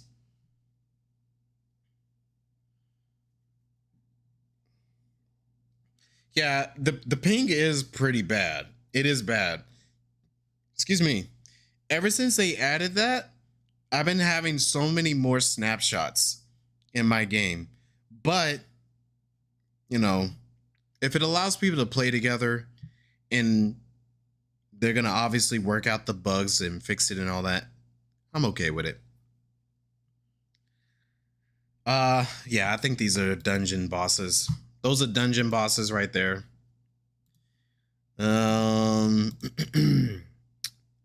Oh yeah, they did say they're going to be doing new. Well, obviously we know they're going to do all that, but they're not going to reveal it until July. So we're not going to know what our new 8-man is until July, which is fine.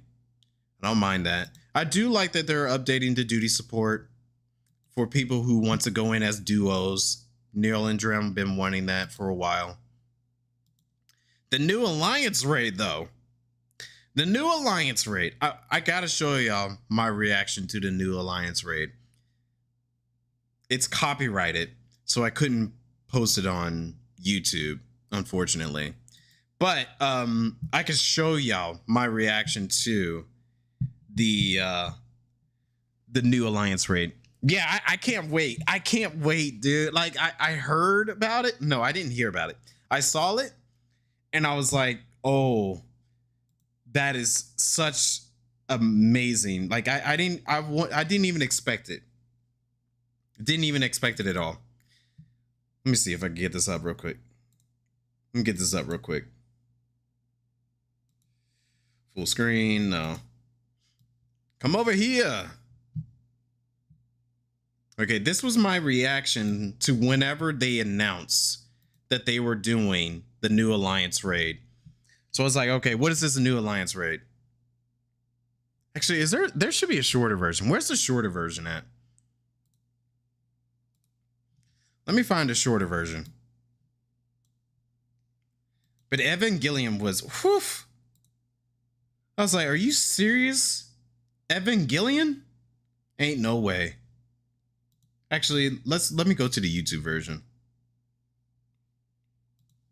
Because it is on YouTube. I just didn't post it because I was like, daggone it, copyright? For real? Lame.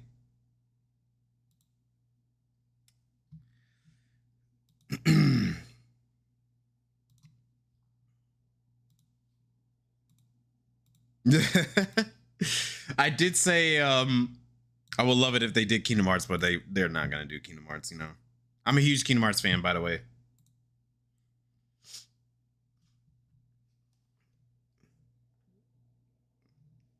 Had joined the stream just before the reveal. Just went into overdrive. Oh, did you love Evangelion growing up? Okay. So here was my reaction to the new Alliance raid that they announced. You're not gonna do Kingdom Hearts. I would love for Kingdom Hearts, but I know y'all not gonna do it. With 8.0, we're gonna have a new Alliance raid, of course. What do we got this time? What's the new Alliance raid? Come on, give me something good. Give me something good. What's up, Greg? How you doing? I see you there. What's Kingdom Hearts? The question on everyone's mind is, what is the theme of the next raid series? Yes. 目も耳もぜひ注目してご覧いただきたいです。 So without further ado, open your eyes and ears for this. Come on, you playing too much, y'all. Y'all playing too much. Y'all playing too much.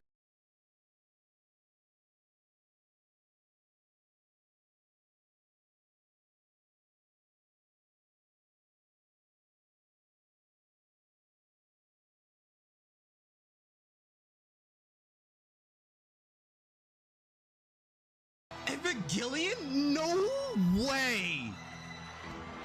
That's crazy!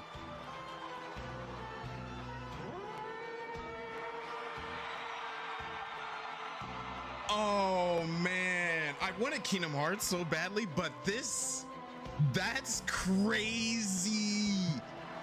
Dude! Are you kidding me, bro? Oh, that's crazy. I'm basically saying the same thing over and over and over again. But yeah, Evangelion, when I saw that, I was like, ain't no way, bro. That's insane that they gave us Evangelion there. I actually really like the anime. I think the anime was pretty good. It's really good anime right there. If you have not seen Evangelion, then yeah, watch it.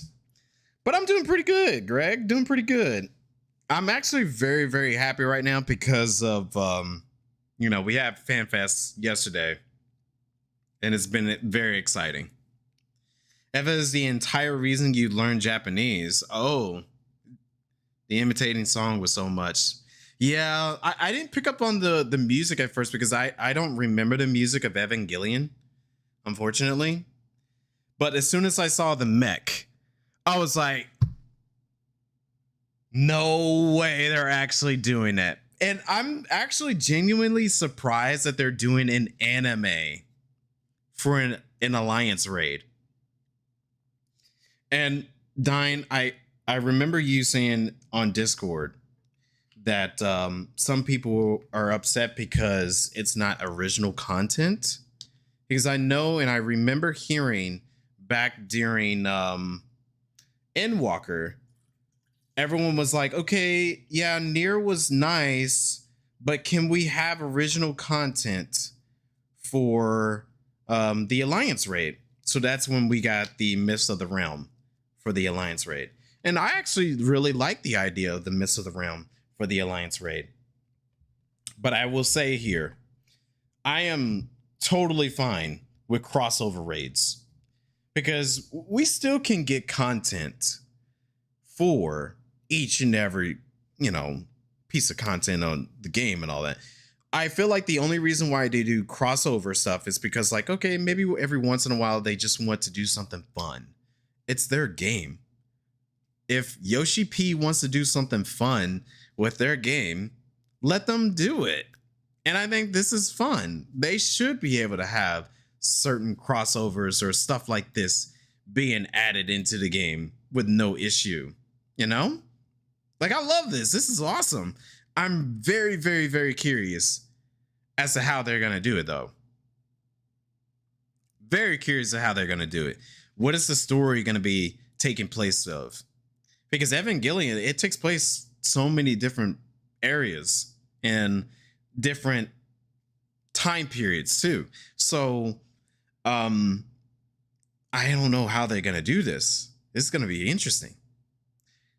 And I think it's gonna be pretty freaking cool that we're gonna be seeing these mechs in a fight. I think that's gonna be awesome in itself. You like having an anime in anime games, even if Final Fantasy is technically isn't an anime game. Final Fantasy is kind of like an anime game. There's anime tropes in Final Fantasy. You know, there's very much Japanese anime tropes inside of the Final Fantasy franchise. But like I said, I would have loved it if it was Kingdom Hearts. It would have been nice. But, you know, I know that that is a whole ballpark for them. Yoshi P even said himself, it's a lot of work. And he wants to add Kingdom Hearts to the game. But it's a lot of work for Kingdom Hearts. So totally understand that. But Evangelion, I cannot knock that, bro. I can't knock that. Having Evangelion inside of Final Fantasy XIV, that's amazing. I loved it.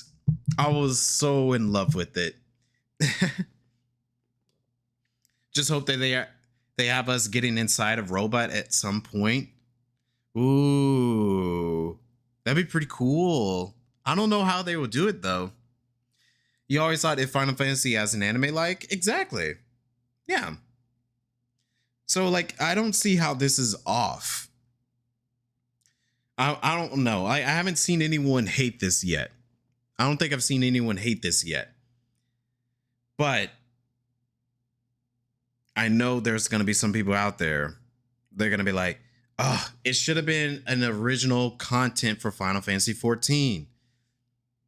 Why can't we have fun, people? If Yoshi P can't have Kingdom Hearts, he's going to keep Nomura busy so he can eat. Yeah, because Nomura is still working on Kingdom Hearts stuff. Yeah, and he's helping him out on this too.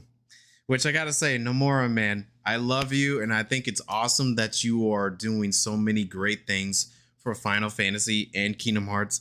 But my guy, I really do hope that none of this stuff that you are doing with Final Fantasy are withholding you on Kingdom Hearts stuff, because my guy, your time is coming up, bro. It's coming up. I know you helped out on the Ultimate Raid, and it's fine that you're helping out on the Ultimate Raid, but at the same time, man, I want to play a Kingdom Hearts game. We're not getting into it. We're not getting into it. We're here talking about the Keynote. But yeah, cool. I love this Alliance Raid. I think they said we're not going to get any more details until I think they said they're not getting any more details until Japan. It's either Japan or Berlin that we're not going to get any more details of the Alliance Raid yet. But even so, that's fine. That's fine. I really do like this idea for an Alliance Raid. Just curious to see how they're going to end up doing it. Really. Okay, and I think everything else that they talked about at the keynote is that, hey, 7.5 stuff, you know, Beastmaster, which is disappointing that we have to wait to the end for. And they announced the Ultimate Raid as being Dancing Mad Kefka, and that Tetsuya Nomura from, you know, Tetsuya Nomura's been working on it. He helped them on the character designs. He helped them on the battle mechanics and the gameplay and all that. So it's interesting. I'm not going to be able to do an ultimate. I want to do an ultimate. I haven't done an ultimate yet, but this is definitely one I would really love to do. The same thing with like the other ultimate they just did recently with Gaia and Rena. Like, I really want to do that one. Oh, I really want to do that one. But yeah, maybe one day. But I do think it's cool that they got Tetsuya Nomura to come back and help them work on that raid. Give you Pin as minion. Oh, that'd be pretty cool, actually. Yeah, I'll be liking that as a minion. Shadowbringers is being added to the free trial, which I gotta say is great. Is great. So everyone that I've been seeing all the time play this game, you even have an even further reason to play it. This is one of the best expansions to ever come out. Now it's for free. Go play the game. The best expansion to ever come out is free. And you ain't playing it? The heck is wrong with you? Go play this game. It's free. That's thousands and thousands of hours of content that you could play here. Anyways, I love that they did that. And it was expected to happen anyways. This is a 7.5 schedule and the rest of the FanFest stuff. Clearly, right here, obviously, we got to wait till the tail end for Beastmaster. I hate it, but whatever. July is whenever we'll get more information on the next FanFest. So more raid information, more job information, at least the first job. We'll see the new first job. I think they will let us know what the new tank is in July. And then I think this is October. Yeah, I think October we'll find out what the second job is, which is the range DPS, which is cool. And we'll get the final trailer and the final intro for Evercold. What did I say? Evercold? No, Evercold. And we'll most likely get the release date during that time too. So yeah, pretty cool stuff. Further detail on those. Oh yeah, the Nintendo Switch version. Which I gotta say, Nintendo, why are you being greedy? This is exciting news. Excuse me.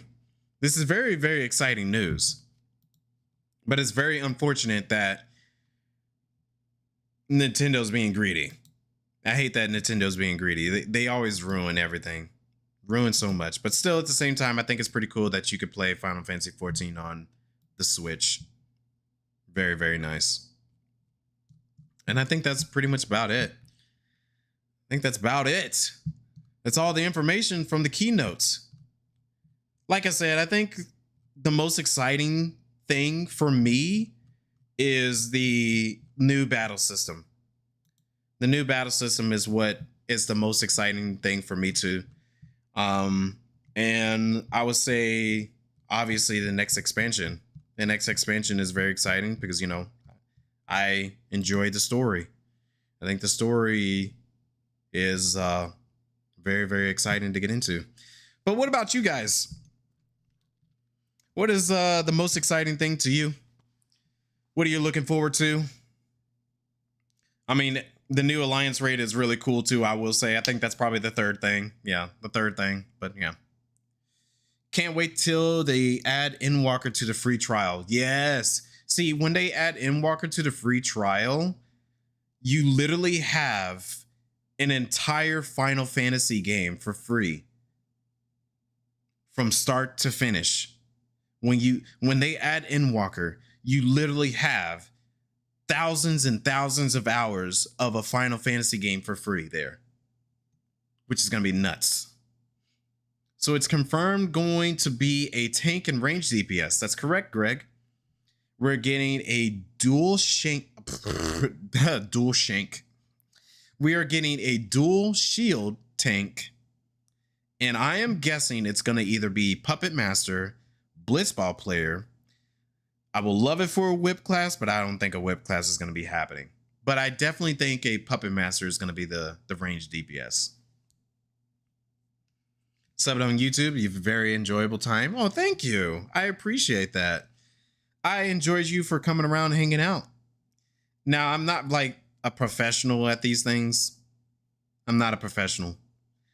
I'm just one to talk, you know, have like a good open discussion with everybody. But really on Discord, we talk about this stuff all the time. So yeah, you're free to come by any of the streams and talk about this stuff. You know, I stream 3 days a week, sometimes 4. Just, you know, talking about a bunch of video games and all that. Final Fantasy 14 is like my main game that I'm mostly known for. But really, I'm known for Final Fantasy, Kingdom Hearts, JRPGs. That's what I mostly love to play. Mainly looking forward to the new battle system, also the move to weekly tasks. Oh yeah, the weekly tasks is a great one. Yeah, I agree, Dine. That's a great one. But the new battle system, yeah, that is what I'm mainly looking forward to. Full on Discord without Nitro. You're in like 180 of them. Whew. I didn't even know you can have that many Discords. That's insane. Well, you're here for YouTube, and we're always here to talk about stuff there. Yeah, number one thing, new battle system. Number two, the expansion itself with the story and all that. Number three, I'll say the Alliance raid. Yeah, those are what I'm looking forward to in the new expansion. Because this is looking very promising. Very, very promising. I think this is going to be an expansion that we will look back on fondly. You know? Kind of like how we look back on Heaven's Ward. And Heaven's Ward was very well loved. Shadowbringers, very well loved. Endwalker, I think a lot of people were mixed on. But I think Endwalker was like a good finish to the first 10 years, or at least like a good finish to a Final Fantasy game. Because I put Endwalker and Shadowbringers together. Or if I look at Endwalker, I'm like, well, Endwalker, if you want it to be like, I want to play Final Fantasy XIV for the story alone. If you just want to play Final Fantasy XIV for the story alone, play A Realm Reborn to Endwalker, and that's it. You got a good full package of a great Final Fantasy game in itself right there. But going forward, I'm hoping that they stick the landing like Endwalker did. Endwalker, to me, stuck the landing. And whatever they're doing with this new Godless saga, I'm hoping they can do the same thing. You can go up to 100 without Nitro, 200 with. Wow. That's a lot of servers.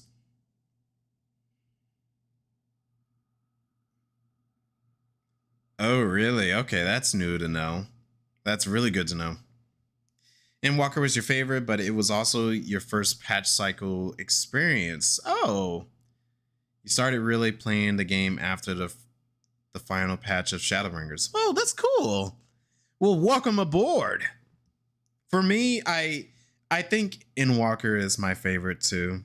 But like I said, I put Endwalker and Shadowbringers together because they're like a full package deal. I started around Stormblood. I started on Stormblood, played I played until I finished. No, I didn't even finish A Realm Reborn. I got halfway through A Realm Reborn, and then I was like, I can't play this. So I stopped playing it. And then I've heard Shadowbringers was like the best thing to come out for Final Fantasy. And I was like, I'm a huge Final Fantasy guy. I gotta go and confirm that for myself. Because I played every mainline Final Fantasy aside from 11. And I went and finished, I went back and played it in 2020. And I think 2021 is when I was like, okay, I will stream Shadowbringers. And that's when I started, actually like I was stream Final Fantasy XIV content and all that. And yeah, Shadowbringers is really good. I'm upset with my playthrough of Shadowbringers because like my playthrough of Shadowbringers is so broken.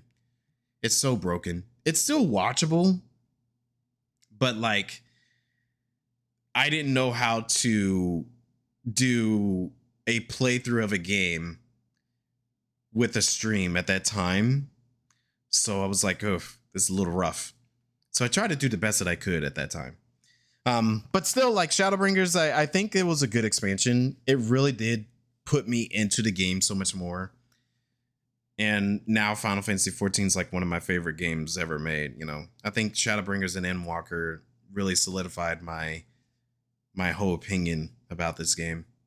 Dawn Trail, I still enjoyed Dawn Trail. I think Dawn Trail was good. It was on the level of Stormblood, but I put Dawn Trail a little bit above Stormblood, just a little bit. So yeah, I am excited for Evercold, and hopefully it lives up to expectations. You had the game since 2014, but a boy isn't just a sandwich. Oh, oh, I get you. Yeah, no worries. I get that.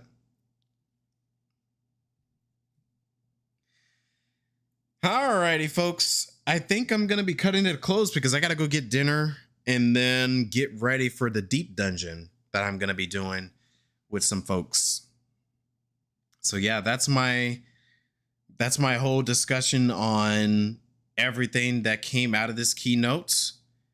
We will be back Tuesday for a lot of Final Fantasy XIV content.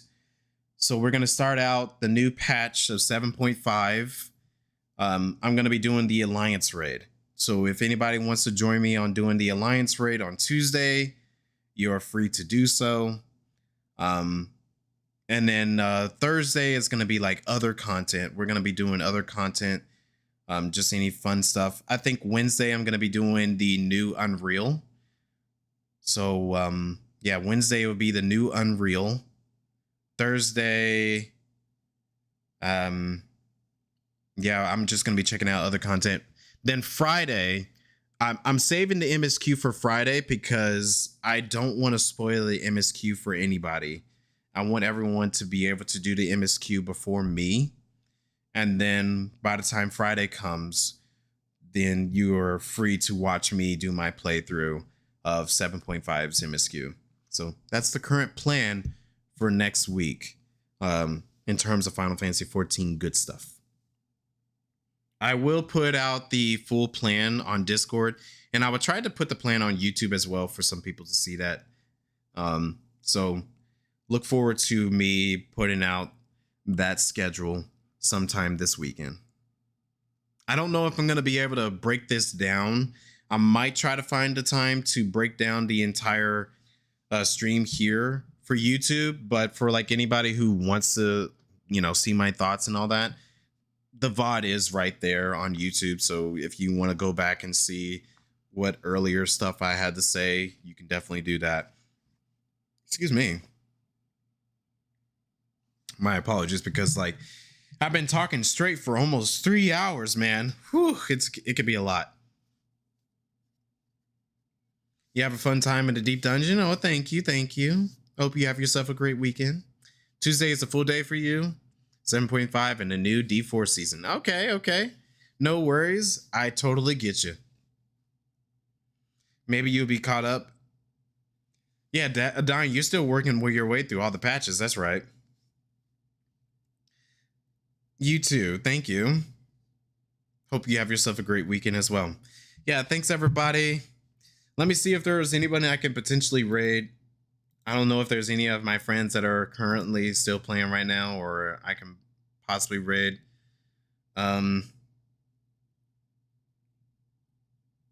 Yeah. That's okay. We'll just go ahead and close it here. All right. Stay optimistic, everybody. Keep it real. And I shall see you all in the next one. All right. Peace out.